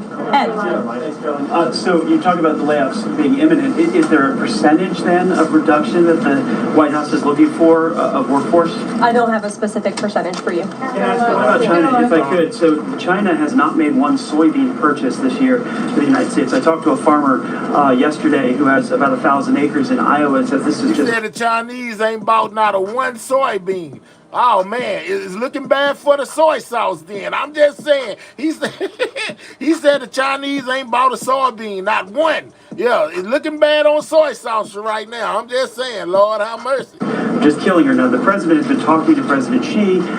Could China not buying agriculture affect a possible meeting with the president? Would he not meet with... Man, we ain't worried about no soybeans. We worried about the government getting back open. What is going on? Because China's refused to buy soybeans from the U.S. Look, I don't want to speak for the president and make a determination on that from this podium, but what I can tell you is that supporting America's farmers and doing what's best for them is at the top of the president's priority list, and it's at the top of the list for this administration right now. There have been several very high-level meetings on this very topic. We have an American crisis right now with the government being shut down, and you talking about soybeans. Man, listen, we got bigger fish to fry. We want to help our farmers, and we're exploring the best ways to do that. And I would anticipate there will be more to come on that very soon. You can send a message to the Chinese president. Look, I just shared that message. The president wants what's best for America's farmers. Sean. Hi, Carolyn. Hi. 2 things to ask you about. Sure. First thing, I want to ask about this video that the president posted the other day. It was an AI deepfake of himself talking about something called med beds. What was he trying to communicate to the public there, and why did he delete it? I think the president saw the video and posted it, and then took it down. And he has the right to do that. It's his social media. He's incredibly transparent, as you all know. You hear from him directly on social media. He likes to share memes. He likes to share videos. He likes to repost things that he sees other people post on social media as well. And I think it's quite refreshing that we have a president who is so open and honest directly himself.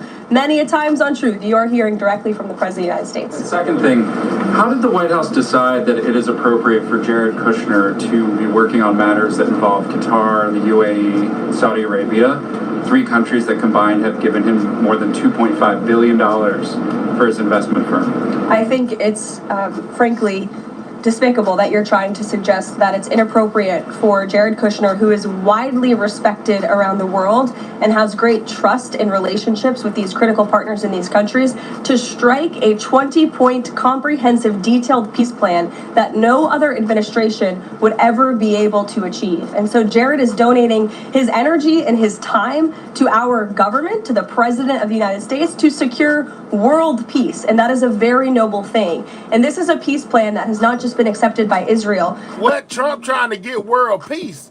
Oh man, where did that come in at? I thought Trump was trying to, never mind, never mind. Never mind. Yeah, Penny said lies. Allegedly. I'm just saying, she said he's trying to get world peace. Okay, I bet. But it has been applauded by Muslim and Arab countries around the world. It has been applauded by European leaders around the world. Virtually everyone in the world is supportive of this plan that Jared Kushner offered his... John said he got 7 peace deals already. Okay, John, all right, bet.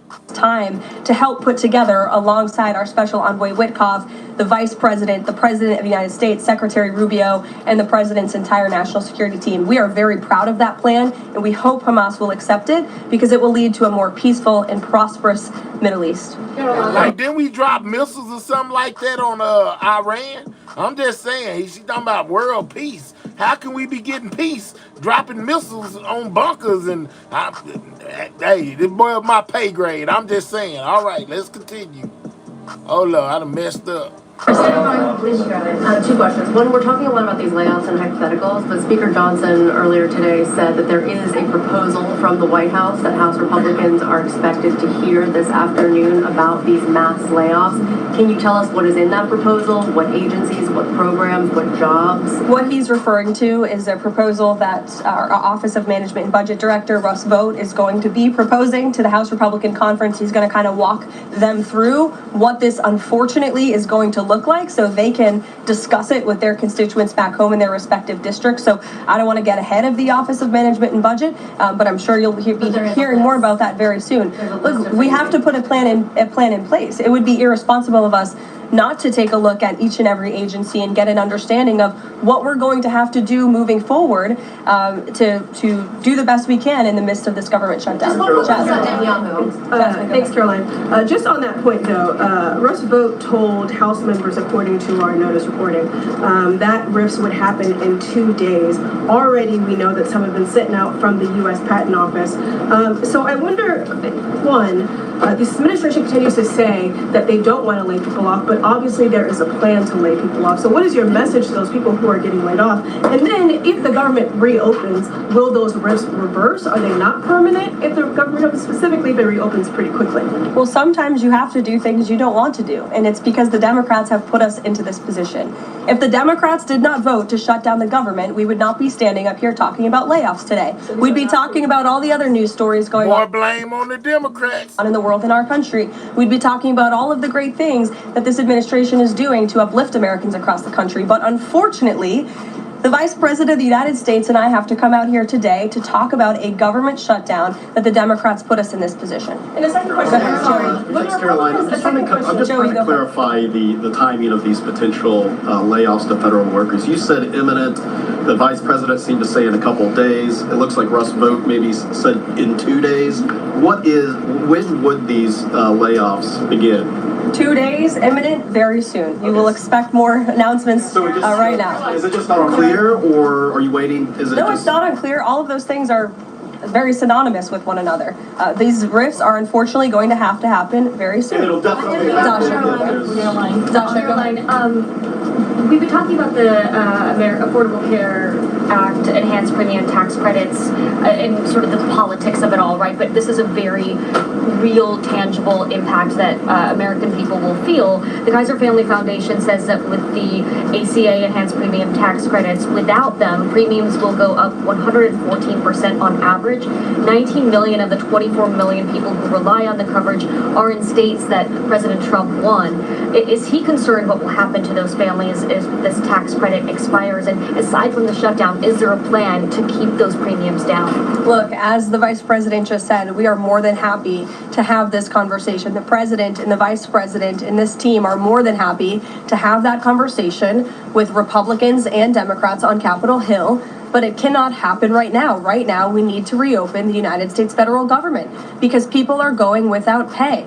You have thousands of federal workers who have to show up to work and not get paid, and that's an unfortunate situation the Democrats have put us in. Then we can discuss this very important issue of healthcare that the president absolutely wants to fix. As I mentioned yesterday, he took...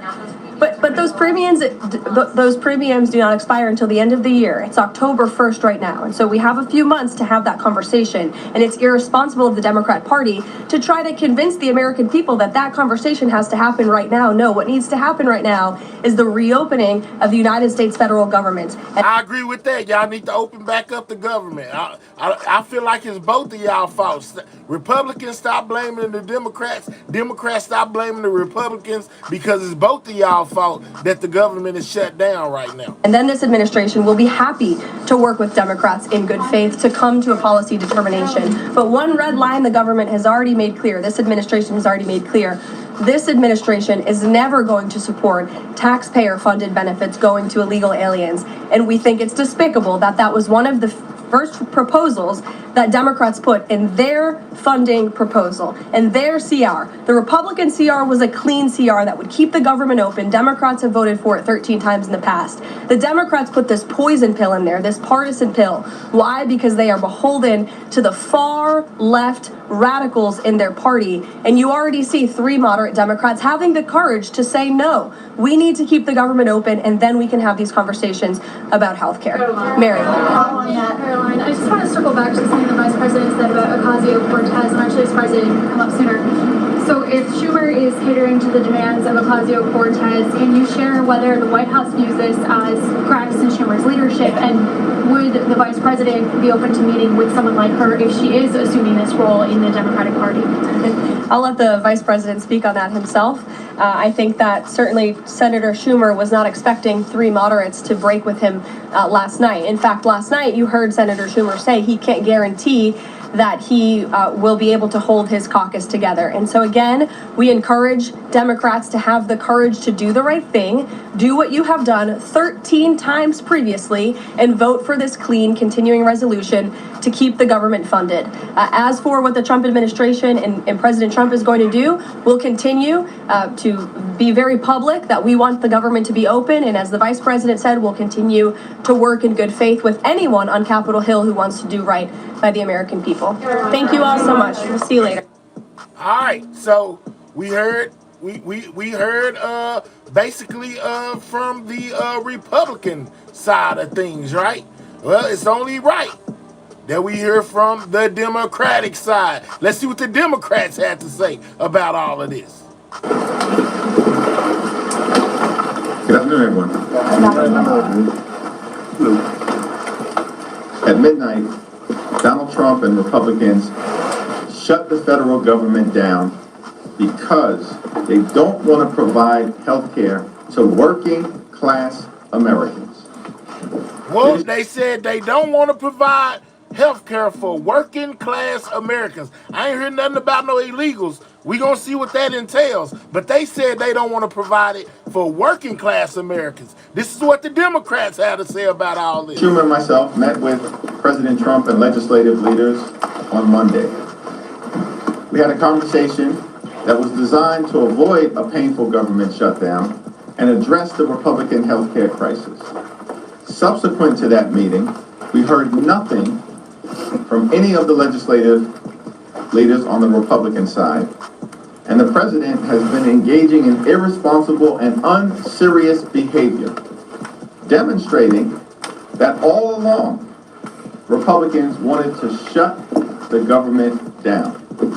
That's no surprise, because for decades, Republicans have consistently shut the government down as part of their efforts to try to extract and jam their extreme right-wing agenda down the throats of the American people. Democrats have repeatedly made clear we are ready to sit down with anyone at any time and at any place in order now to reopen the government, to enact a spending agreement that meets the needs of the American people, and to address the devastating Republican health care crisis that has caused extraordinary harm on people all across the country, in rural America, working class America, urban America, small town America, the heartland of America, and black and brown communities throughout America. The Republican health care crisis is devastating, the likes of which no one has ever seen. Largest cut to Medicaid in American history. A possible $536 billion cut to Medicare because of the one big ugly bill, if Congress doesn't act by the end of the year. Tens of millions of Americans are about to experience dramatically increased premium, co-pays, and deductibles because of the Republican unwillingness to extend the Affordable Care Act tax credits. Hospitals. I blame you, you blame me. That's the new thing that's going on in the government right now. The Democrats blaming the Republicans blaming the Democrats. Lord have mercy, just fix it. Nursing homes and community-based health clinics are closing all across the country, including in rural America, because of what Republicans have done and the healthcare crisis they have triggered through their cruel actions throughout this year. Republicans have even canceled medical research in the United States of America, even as it relates to children who are battling cancer. The Republican healthcare crisis is immoral in nature, and Democrats are fighting hard to reverse it. Cancel the cuts, lower the costs, save health care on behalf of the American people. It's now my honor to yield to the whip, Catherine Clark. Thank you, Mr. Leader. We are so grateful for all that you have done and putting the American people's voice into this debate. And I've had one question from my Republican House colleagues this week. Where the heck are you? Where the heck are you? Oh, wow. You cut people's health care. You're giving their hard-earned tax dollars to billionaires in the form of tax breaks. And then you don't even show up to defend your own policies, your own bills. Mike Johnson and Steve Scalise are both from Louisiana. Most children in Louisiana are on Medicaid. 64% of all births in Louisiana are paid for by Medicaid. 74% of nursing home residents in Louisiana are on Medicaid. Yet Republicans are willing to shut down government, refusing to even show up for work this week because they want to cut Medicaid by $1 trillion, because they want to defund health care for children and seniors and pregnant women, because they want to pay for billionaire tax cuts. Well, Mike Johnson and Steve Scalise can fight for the billionaires. They can double down, if they so choose, on their lie about who we're fighting for. Hey, lady, just open back up the government. What are we doing? But we know who we're fighting for, and so do the American people. Democrats are fighting for families. Families in Louisiana. Families in Massachusetts. We're fighting for American families in every corner of this country. We're fighting for a child's right to go to the doctor, fighting for a new mom's right to have a safe delivery. We're fighting to keep millions of people from losing their insurance and keeping health premiums affordable for everybody. We're here to do our job. It is long past time that Republicans join us and end this Republican shutdown. It's now my great pleasure to yield the microphone to our chairman, Pete Aguilar. Thank you, Whip Clark. And as we're fighting, Republicans are nowhere to be seen. Our message has been very clear. Cancel your vacation, cancel the cuts, lower the costs, fix healthcare. That's why we're here. Donald Trump and House Republicans have shown their true colors this week. Instead of protecting healthcare, they're ripping it away. 15 million people at risk of losing their healthcare coverage. And while we're here trying to keep the government open, the guidance from our colleagues... Why come each side is saying, while we're here trying to keep the government open? No, you're not. No, you're not. None of you guys are. Everybody got up here and said, the Republicans said they trying to keep it open. Now the Democrats are saying they trying to keep it open. It's closed. Ain't nobody trying to keep it open. What are we talking about? The other side, Lisa McClain, my counterpart, the chair of the Republican conference, instructs their members, don't talk about health care. That is their message. So while we're fighting for health care, we're fighting to keep this government open. The guidance from the GOP has been very clear. Don't talk about... If both sides was fighting to keep the government open like they say, it'll still be open. We wouldn't be here talking about the government shutdown. Lord, these people, man. These people y'all put in power. These issues because they know the American people are with us. Democrats have been at the negotiating table for months, and we want to work in a bipartisan way. We've always wanted to work in a bipartisan way to solve these issues. Republicans control the House, the Senate, and the White House. They own this crisis. They own this shutdown. And instead, they want to use people as political pawns. Russ Vought wants to lay people off. He wants to fire people. He wants to use this shutdown to carry out the agenda that he has wanted all along. It's shameful and it's wrong. Republicans will do everything in our power to fix this Republican mess, to provide health care to people and to ensure that the American people aren't left out in the cold, because it's the right thing to do. Leader Jeffries. Wait, questions? Thank you, Mr. Thank you very much, Mr. Leader. Two quick questions for you. One, I want to get your reaction to Russ Vogt announcing this $18 billion hold on infrastructure projects in New York City. Do you think you're personally being targeted? The Trump administration is targeting the jobs, thousands of jobs of hard-working Americans, working-class Americans, and blue-collar Americans who are going to lose the ability to work at the 2nd Avenue subway site or at the other project that has been canceled related to the Cross Harbor Tunnel. That's consistent with what the Trump administration has consistently done throughout their time in office. Lose jobs, cause economic pain and hardship for the American people. Is shameful, but it's very consistent with the Trump administration's track record of failing on the economy and targeting working class Americans. And then just one quick follow-up, just what's happening on the Senate side.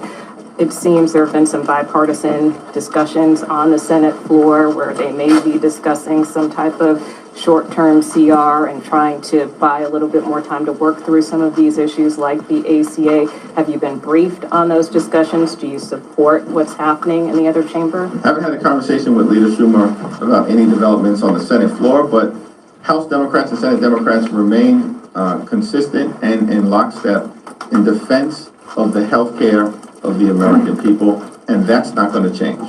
Leader Jeffries. Good afternoon. Jared Golden, as you know, was the only Democrat on your side of the aisle who voted for the original CR. He just put out a statement, said that the Democratic opposition to that was, quote, driven by the demands of hardball politics, driven by left-wing groups to make a show of opposition to President Trump. That's a pretty harsh statement from one of your own members. You refute that? House Democrats have consistently made clear that we will sit down with anyone at any time and any place to enter into a bipartisan agreement that makes life better for the American people. We will not support a partisan Republican spending bill that continues to gut the health care of everyday Americans. Health care is not a partisan issue. It's not a partisan issue. It's an American issue. And when you strip away health care from everyday Americans, there they go, Penny. They speaking on your subject. You know what I'm saying? What's up, Sco fan? They speaking on your subject, fam. Penny, you know, healthcare. Lord have mercy, man. Open back up the government. That impacts Democrats, independents, and Republicans alike. When you strip away health care from the American people, as Republicans have done and want to continue to do, you're impacting people in rural America, in urban America, in the heartland of America, from coast to coast, and all points in between. This is not a partisan issue. Defending access to health care that's affordable, standing up for hospitals and nursing homes and community-based health clinics, that's not partisan. That's as American as baseball, motherhood, and apple pie. But you must disagree with Mr. Golden. Question? Mr. Leader, so Russ Vogt just spoke to House Republicans on a call, says that these firings are likely to start within the next 48 hours. Also said that WIC is going to run out of money within the next week. And he just posted that $8 billion of green energy will actually be cut immediately. And it's going to affect 16 states, all of them which have either Democratic leaders or Democratic majorities in their state houses or Senate. What's your response to that? Are you feeling the pressure? These are all things that the Trump administration has been doing since January 20th. The mass firings of federal workers, Trump administration has been engaging in this since January 20th. Targeting the clean energy economy, Republicans have... Can we take time to double tap that screen, guys? Let's get the likes to 500. If you're on a mobile device, double tap the screen of your mobile device or click those three dots, hit that thumbs up. Let's keep those likes moving. We don't need one or two of y'all. We need a lot of y'all. Remember, to subscribe to the channel if you are new. Right now, we looking at both sides of this government shutdown. As we hear, the Republicans basically blame the Democrats, and the Democrats blame the Republican as to why the government is shut down, guys. Been doing that since January 20th and assaulted the clean energy economy and the creation of good-paying American jobs in their one big ugly bill. Trump administration has been killing jobs. This is a job-killing administration. Job creation is down, but you know what's up? Costs. They promised to lower costs on day one. Costs aren't going down, costs are going up. Inflation is going up under the Trump administration. And one of the reasons why Democrats are fighting hard at this moment is because unless we extend the Affordable Care Act tax credits, more than 20 million Americans in a matter of days are about to experience the reality of dramatically increased premiums, co-pays, and deductibles. Many of them will experience medical bankruptcy as a result. That's why Democrats are fighting hard on behalf of everyday Americans. I'll yield to Catherine to talk about the WIC issue. But in every other shutdown that Republicans have caused, including in the 35-day shutdown that Donald Trump presided over in 2018 and 2019, funding for women, infants, and children, their health, their nutrition, and their well-being was maintained. It was maintained in every other shutdown. The reason why the Trump administration is threatening now to cut funding for women. And he says $2K a month on health care is outrageous. Infants and children is because they can't stand that program. They're on the side of their billionaire buddies. They've been running the largest pay-to-play scheme in American history. And Exhibit A of that was their one big ugly bill, which is now law. Largest cut to Medicaid in American history. And they stole food from the mouths of hungry children, women, veterans, and seniors, and all of this was done to provide massive tax breaks to their billionaire donors. We're fighting for the health care of the American people. They're fighting for their billionaire donors, their friends and family plan, which has been all about enriching the lifestyles of the rich and shameless from the very beginning of the Trump administration. So all this talk that we see right now, as if it has anything to do with the shutdown that Republicans have caused, no, it's their ideology. Cruelty is the point when it comes to the Republican Party. Are they really expecting us to believe that the strategy that they are employing, that they're already making life in this country for working Americans harder and more expensive, that the answer is you shut down government and make life harder and more expensive? That is insane. But that is the argument that they're putting out there. And we just have to base this in reality and facts. They want to talk now about the WIC program. You want to talk now about pregnant women and newborns. When 40% of births in this country are covered by Medicaid, they want to say to pregnant women who in a third of the counties, because of their policies, no longer have access to OBGYNs, no longer have access to safe prenatal care and delivery. Now we care about you. Women of America understand exactly how they feel about us and our children. The moms that I've been talking to are so scared they may not be able to get the Medicaid funding they need. We heard from Teresa yesterday, who talked about her 2 autistic sons. She's a single mom. She had to quit her job in order to care for them full time.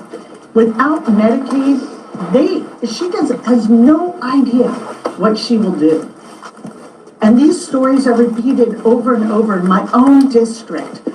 A young adult named Sydney, her mom wrote to me and said she has such profound disabilities, but Medicaid is connecting her to the world through cochlear implants, through medication, for medication that she needs not only to survive, but to have some connection, which she has found through what she has been able to restore of her hearing to music. Without Medicaid, there is no plan B for these moms and for their children. So you can save it. You can save it, Speaker Johnson, that now you are coming in and that you can't. She say you can save it, Johnson. Yeah. Y'all, man, listen, man. A lot of people are worried about this. It affects a lot of people, guys. How y'all feeling about it so far? Whose side are you on, Republican or Democrat? Care about feeding hungry children, that you care that they have what they need for preventative health care, that you care about pregnant women and that they can have a safe and healthy delivery for their children. Spare us. Spare us, she said. Let's go. Thank you, Mr. Leader. I wanted to get your response to something Speaker Johnson said on a local radio show in Louisiana. He said the shutdown gives Republicans an opportunity to eliminate bloated, unnecessary federal programs that they'd like to vote down but don't have the votes in the Senate. Quote, very hard to real Americans, but ultimately could be a benefit to the country for taxpayers if in this process we can get rid of some of the government fat. What's your response to the Speaker? Everything that Donald Trump has said about the government shutting down, everything that Mike Johnson has said about the government shutting down, everything that the Trump administration has said about the government shutting down confirms the fact that Republicans are delighted to have shut down the government. Why? Because they want to continue to hurt everyday Americans.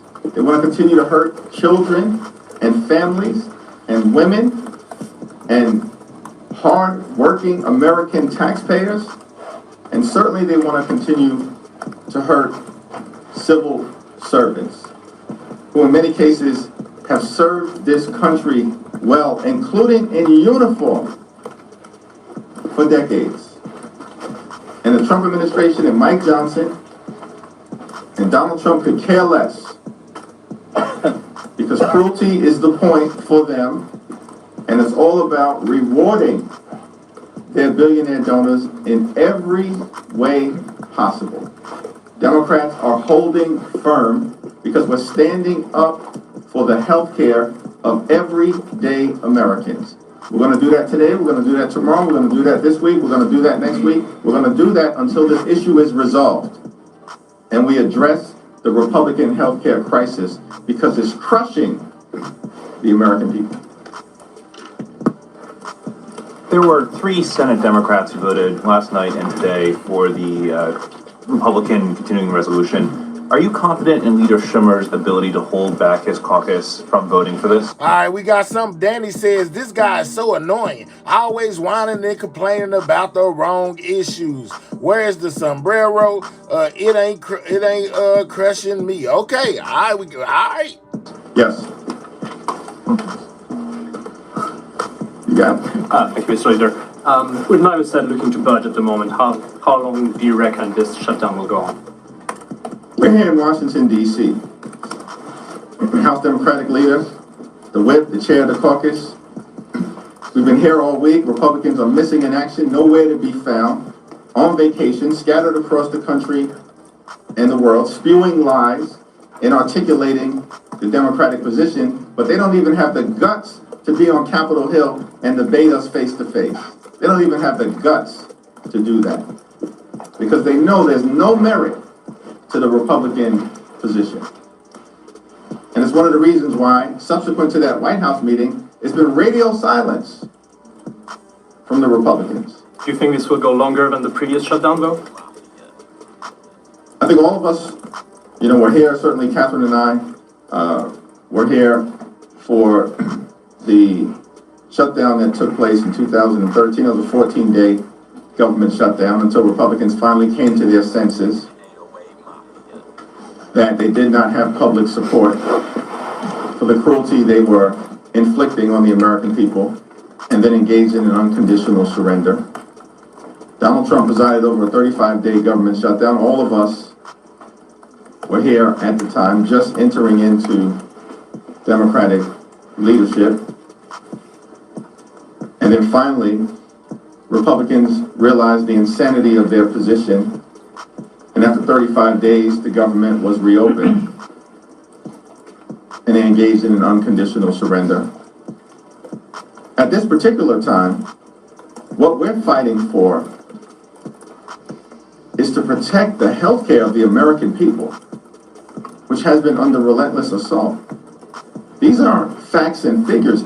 This is about real Americans who've already been hurt by the relentless Republican assault on their healthcare.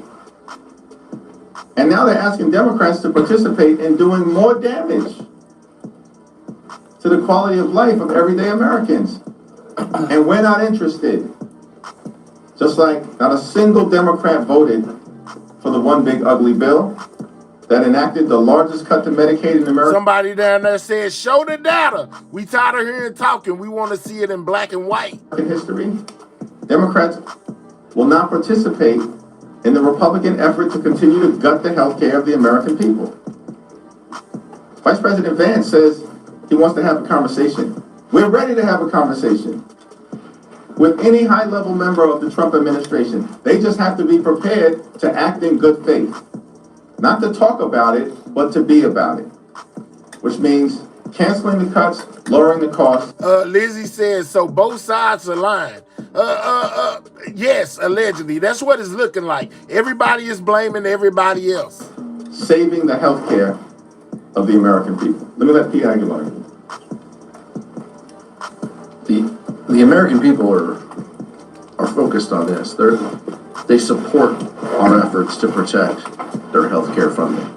While J.D. Vance continues to spew lies, while Republicans are scattered across the country, we're here, as the leader mentioned, we're here ready to negotiate, ready to discuss and debate how we get out of the shutdown. This is a Republican-led shutdown, all because they have an inability to deal with the healthcare crisis and the affordability crisis that Americans are going through. That's what this is about. And the American people are supportive of this, and it's a shame that they continue to use every lever they can to extract pain. But to your question, Nicole, infrastructure jobs being affected, thousands of people potentially. Panny said, are they going to wait till all the immigrants are deported? And then on top of that, how do we know when they're all gone? This could turn into a forever thing. I agree, Panny. That's why we need to see that data. Laid off. I'm guessing a lot of those people might live in New Jersey too. A lot of those workers who could be laid off. And folks in New Jersey will have a choice in 30 days. Do they want someone running for governor who supports Donald Trump, who supports delaying these infrastructure projects, or do they not? Those are some choices that employees will have to make and that working families will have to make. And I trust that they're going to make the right decision. Thank you, Mr. Leader.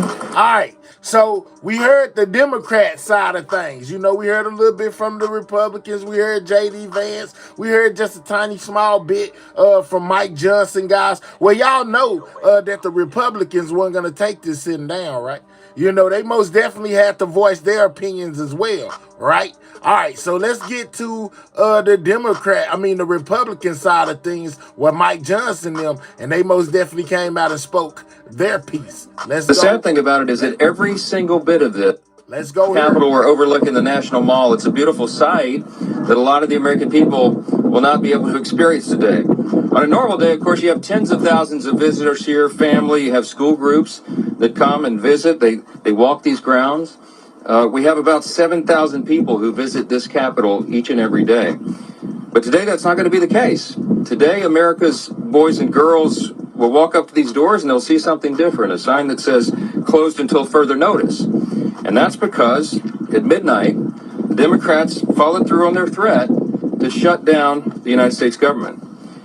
As we speak here this morning, there are hundreds of thousands of federal workers who are getting their furlough notices. Nearly half of our civilian workforce is being sent home. These are hardworking Americans who work for our federal government. Our troops and our Border Patrol agents will have to go to work, but they'll be working without pay. Food assistance, veterans benefits, and vital support for women and children are all... Man, why y'all do this outside with all that wind making all that noise? Lord, have mercy. It ain't me, y'all. That's them and their mic, their highly sensitive mic. Another thing I wanted to say, too. Do y'all recognize the difference in the quality of the videos between the Democrats and the Republicans? The Republicans over here in 4K. They got excellent mics and everything. The Democrats was over there like they was in the hood. They had like 40p, you know, what is it, 420p or whatever? Yeah, just the normal. Yeah, the Republicans are streaming in 4K. coming to a halt. Now, thankfully, President Trump is trying to mitigate the damage as much as possible. His administration is working to limit the harm to the American people. But the longer this goes on, the more pain will be inflicted because it is inevitable when the government shuts down. The sad thing about it is that every single bit of this was entirely avoidable. Democrats could have worked with us in a Let's go for Scofan. Scofan say more like 320p. I'm just saying, their quality was way less than what the Republicans streaming on. partisan manner to avert this unnecessary and very harmful shutdown. But instead... Matter of fact, we 20 likes away from 500, guys. We need 13 likes. We need 13 more, y'all, to click those 3 dots and hit that thumbs up. Or simply double tap your screen if you're on a mobile device. That's how you hit the like button, guys. Let's get the likes up. They most definitely help out the channel. We most definitely taking a look at this whole shutdown on each side. You know, it seems like to me each side is trying to place the blame on the other side when both parties are at fault. That's my take on it. They did something that is rather shocking to us. They prioritized taxpayer-funded benefits for illegal aliens over keeping the government open for American citizens. They themselves position that as a binary choice, and it's patently absurd.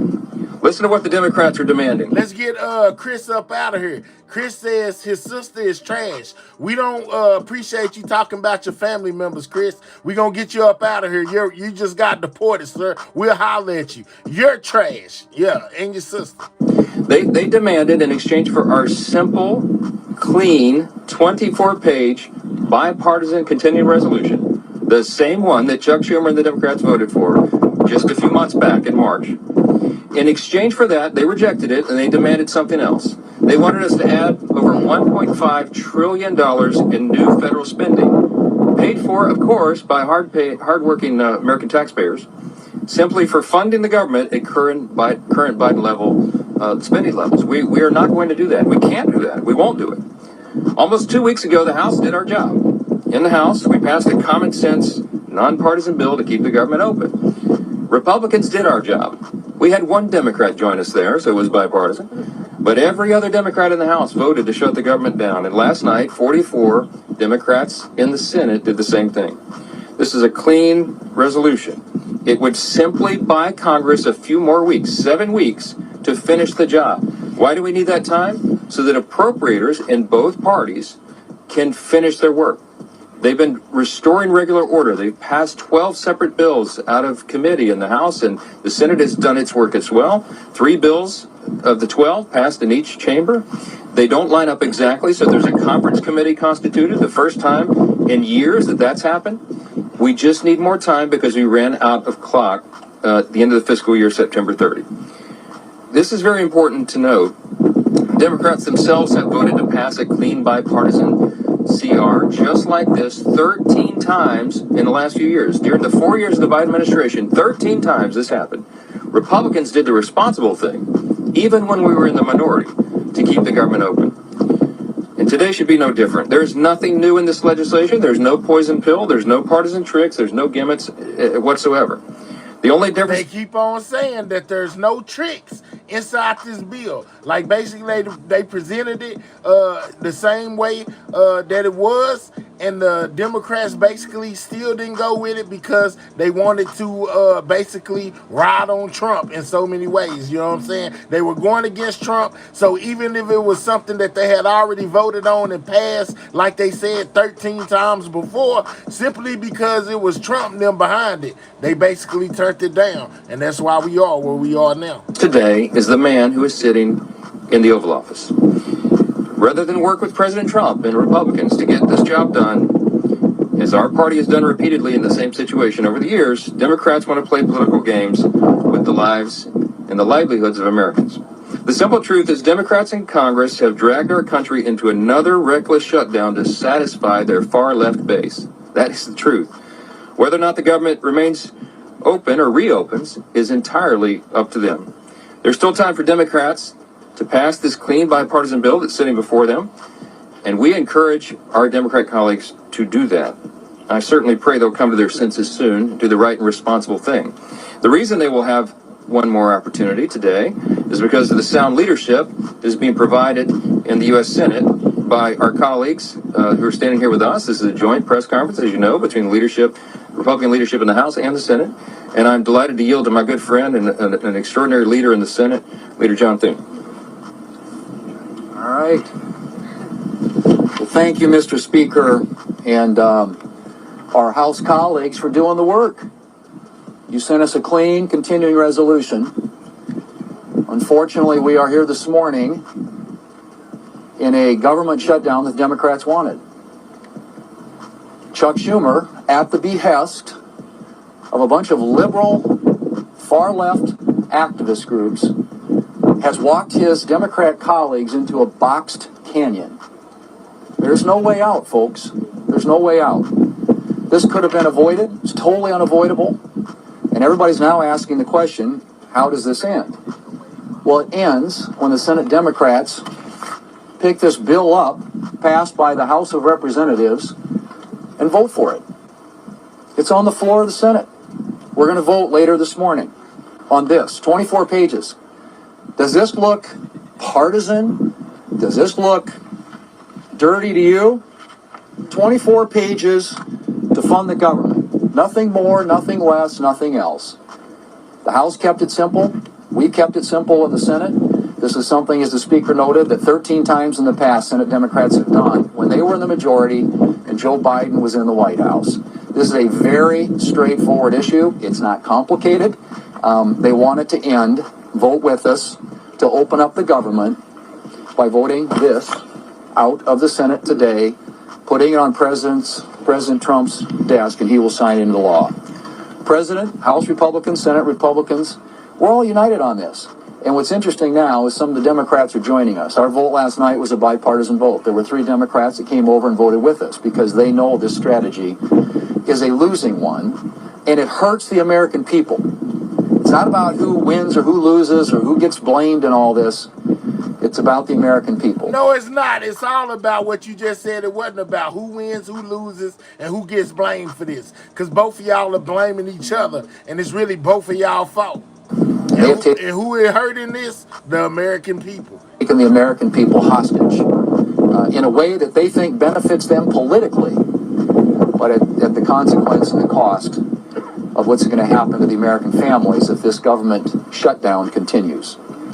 And so I'm glad to be here with our Republican colleagues. Our Democrat colleagues in the House have been around here. Let's get Joshua up out of here. Do you talk to your daddy like that, Joshua? Let's deport Joshua. He don't got a green card anyway. You shut up. Well, you better watch how you talk to a grown man. Last few days, I guess, flailing around, celebrating the fact that they voted to shut down the government. How ironic. This can all end today, folks. It needs to end today. We will continue to work together with our House counterparts, with the President of the United States, to get this government open again on behalf of the American people. Next up is, there he is, the leader. Thank you, Leader Thune. Today marks day 1 of the Schumer shutdown. As Speaker Johnson pointed out, this didn't need to happen. House Republicans came together weeks ago to prevent a government shutdown. We brought as straightforward of a bill as you can have to say, let's allow government to be funded for another 2 months while we negotiate our differences. Clearly, we have differences with Democrats right now. One of the Democrat leaders confirmed yesterday that Democrats shut the government down to fund health care for illegal aliens. That is no way to hold the American people hostage over some far-left demand. You know, we had an election in November where the country came together and said, let's send to Washington leaders who want to solve problems and get our country back on track. And we've been working feverishly to get this country back on track, to get the economy moving, to lower inflation, to lower interest rates. And Democrats, just to appease their far left radical base, have been voting no every step of the way. Well, today it has consequences, because when Hakeem Jeffries whipped every Democrat to vote no and shut the government down, luckily in the House, we only needed a majority vote. We were able to come together and do the right thing and get that bill over to the that wind is really blowing over there. That wind is really blowing. Senate. But as everybody knows in the Senate, you also need Democrats to come together with Republicans to get 60 votes. And so when Chuck Schumer made such a fatally flawed decision to shut the government down, ultimately the American people, I think, are going to get involved and demand that Chuck Schumer reverse course, because it's not sustainable. The American people do not want to be held hostage to Chuck Schumer's radical demands to fund illegal health care. And oh, by the way, they most definitely blaming Schumer. The Republicans say it's Schumer's fault. Cut and gut $50 billion out of rural hospitals. That's in the bill that Chuck Schumer filed as his alternative. That's outrageous. You want to talk about a partisan demand to hold the American people hostage? That's what Chuck Schumer's done. We have a bill that is clean, that just keeps these negotiations going for another 2 months while the government stays open. And all Chuck Schumer needs to do is get over the tantrum that KCL says bull is both sides causing division in the country. Let's go. He's having with the results of the election from November and vote yes to keep the government open. We are here ready to get the job done. Schumer needs to end this shutdown and finally join with us, and let's start real negotiations without holding the American people hostage. With that, I want to bring up my friend, the whip of the Senate, Whip Barrasso. Well, today we're in the middle of the Schumer shutdown. The Democrats have caved in to the radical wing of the Democrat Party. Caved in completely. Abandoned the American people in the process. And why? Well, one of the reasons is Chuck Schumer wants to try to prove to somebody that he's more liberal than AOC. Yesterday in the Senate floor, the cracks started to appear in the Democrat base. 3 Democrats voted with the Republicans to prevent a shutdown. And why? Because they know the American people are hurt when the government shuts down. We hurt our military, who may be without pay. We hurt our veterans, who may not get health care. Today, the Senate is going to vote again and give the Democrats an opportunity to open the government by passing the continuing resolution, to give us 7 weeks to do the appropriations process, to get the government open again. That's what the American and the Democrats said absolutely not. People want. It's what the American people deserve. And today we'll see how many Democrats vote with us to end the Schumer shutdown. And now the whip of the House of Representatives, Tom Emmer.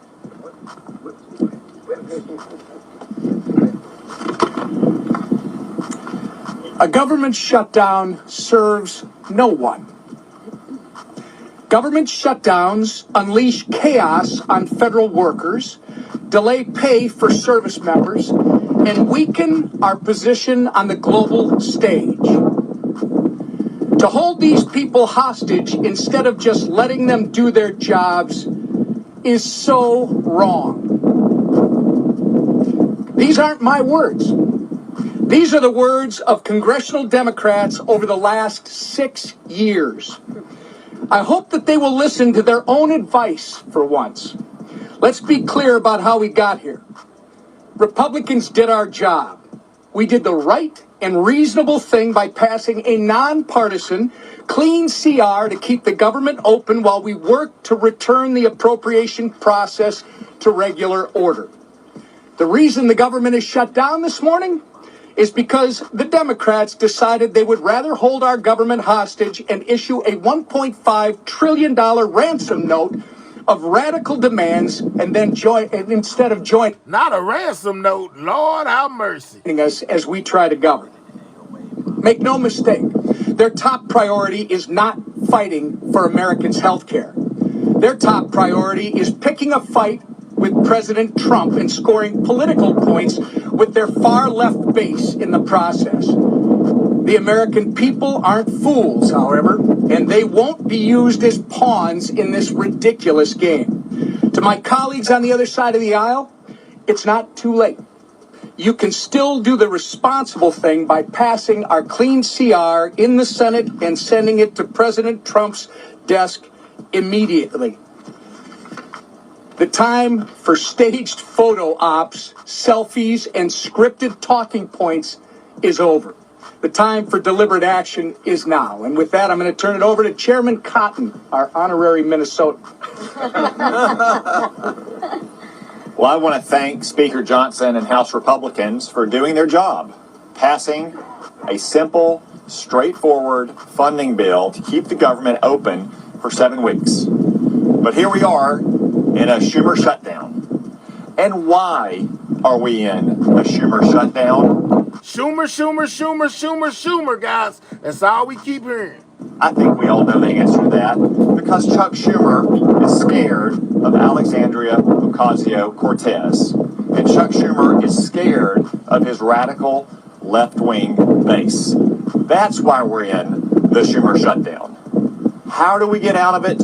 Again, let's be clear. As President Trump, Speaker Johnson, and Senator Thune have been, the Democrats need to pass the House's 7-week funding bill.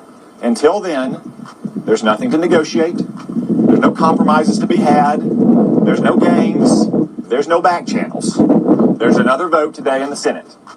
And Senate Democrats will hopefully do the right thing. And if they don't today, then they'll have another chance later this week and next week, and as long as it takes until the Senate passes the House bill.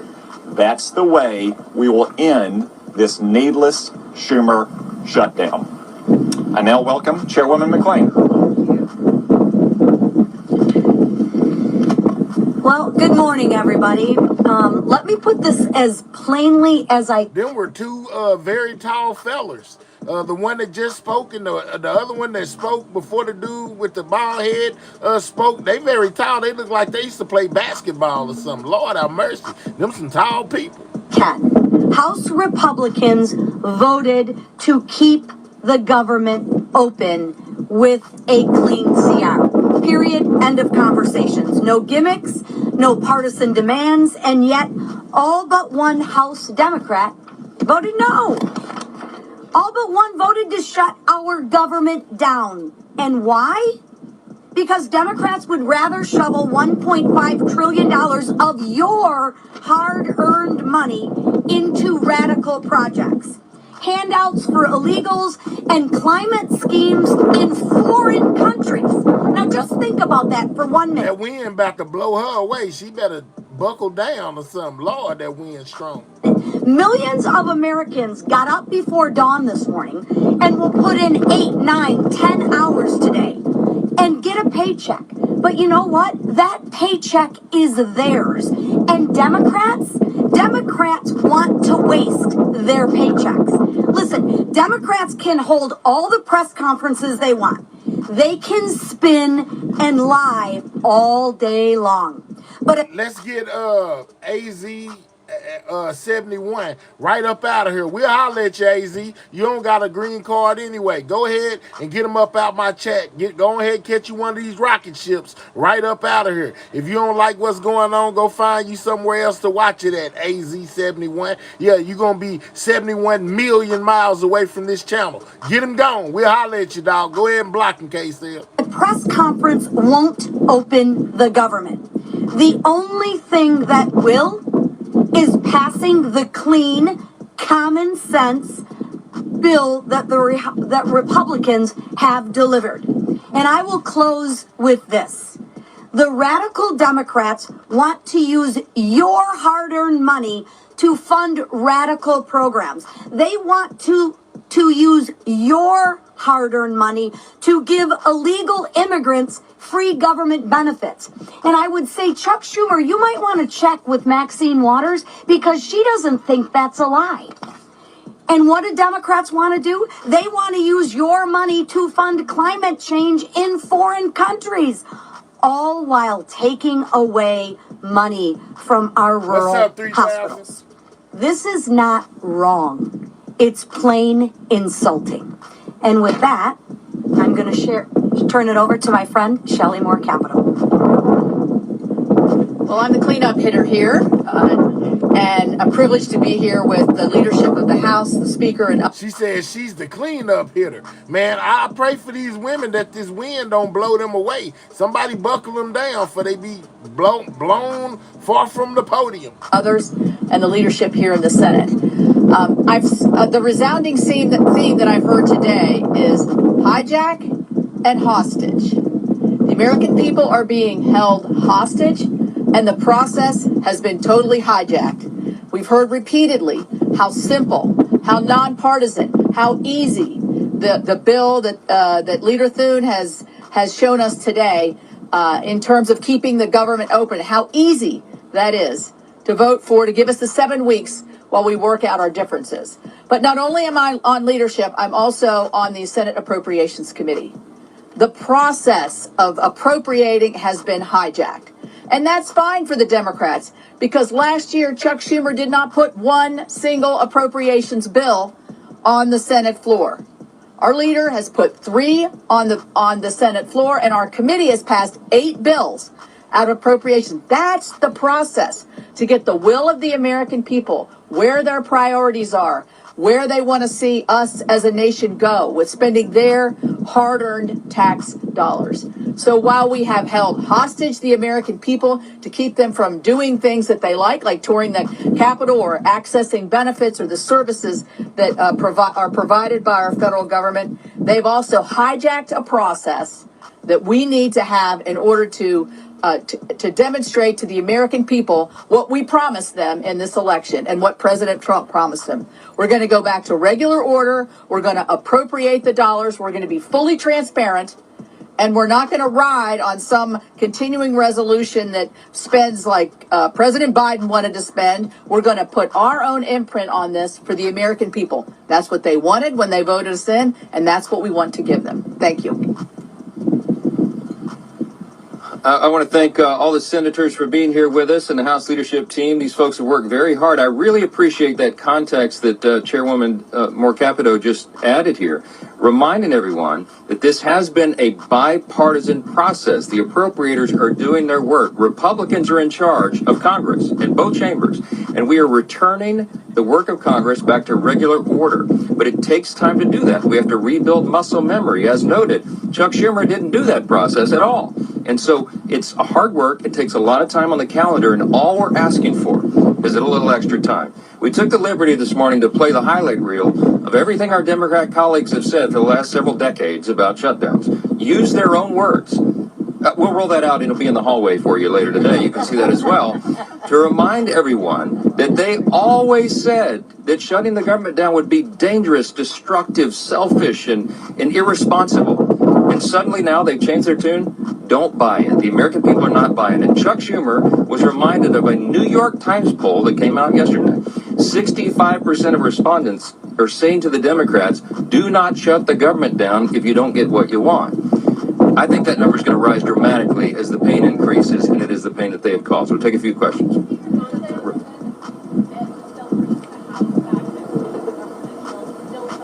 Yes, the House will be returning next week, and they would be here this week, except that we did our work. We passed the bill almost 2 weeks ago out of the House, and Senate just added here, reminding everyone, trying to bring Thank you for that give, love, peace. And a December policy decision, which, by the way, is expiring because they themselves, the Democrats, put that into law. They had the expiration date set by themselves, but that is not a decision that has to be made until the end of the year, December 31. They're trying to bootstrap that and bring it into this very simple, very clean decision of a September funding stopgap. Don't buy it. They're grasping at straws because they want to have something to argue. they're claiming that Republicans are hurting healthcare.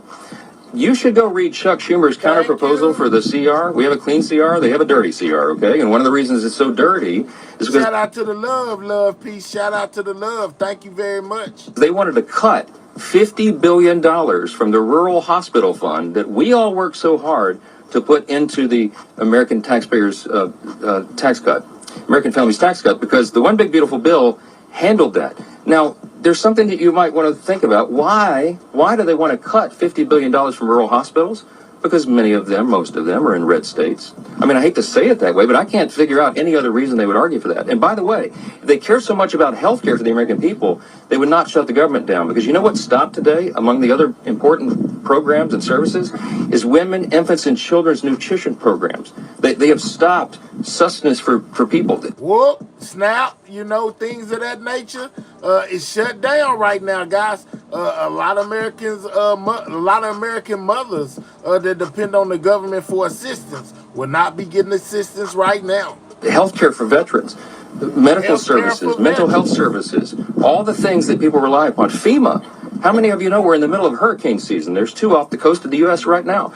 They have stalled the work of FEMA, and they have prevented people from renewing or getting new flood insurance programs right now in the middle of this. It's dangerous, it is destructive, and it's unconscionable to us that Chuck Schumer should do this and would do this for his personal political reasons. How long, the only question that we'll leave you with this morning is, how long will the Democrats allow Chuck Schumer to drive them off this cliff? We playing the blame game. Every single American needs to ask that question. Thanks for being here this morning. All right, so that was everything that I was able to see right now regarding this situation of the government shutdown, guys. We got a lot of people blaming each other, you know, and it's just it's looking pretty bad. It's looking pretty bad, guys. It's looking pretty bad. Hold on, let's go here. And we did ask you here throughout the show your questions about the government shutdown. I'm sure you have a lot of them. So it's time now to have a live discussion about all of this and what this means. And for that, I do want to bring in Richard. No, I ain't finna do that. We are more divided than ever. I'm telling y'all, man, you know, they just need to work this out, guys. They need to sit down and come up with some form of a resolution to this, guys, so they can open up the government, man, because a lot of people are being affected by this situation. Not only is like veterans, you know, there's also babies and mothers and, you know, all types of stuff. People who depend on the government for assistance, they are most definitely being hurt by this. Healthcare is being hurt by this. It's a lot going on, guys. And this is just the beginning. Hopefully they may open it up tomorrow. I don't know. But as of today, the government is shut down and each side is basically blaming each other, you know, and I think it's both of their faults. They need to come down, like I said, they need to sit down and come to a resolution, guys. Well, this is everything I have so far on this situation. You know, I most definitely pop back on in the morning because I'm pretty sure they're going to be talking about it again, and we'll see if they can come together and basically open back up the government, man. But for as of right now, it is shut down. If you ain't subscribed to the channel, make sure you subscribe to the channel, man. If you ain't hit that like button, double tap that screen or click those 3 dots and hit that thumbs up, guys. Shout out to everybody that viewed the broadcast tonight. I appreciate each and every one of y'all. We hit 49K, so shout out to all the subscribers, the new ones as well as the old ones. We're most definitely on our way to 50K, man, and I appreciate y'all supporting the platform. It only goes up from here, so make sure when you subscribe to the channel, you most definitely turn on your notification bell, put it on all, so therefore you don't miss nothing when it comes to everything news. I'm your host, Mahel. I'm about to get up out of here. It's 2 o'clock in the morning, Texas time. It's time for me to catch some sleep.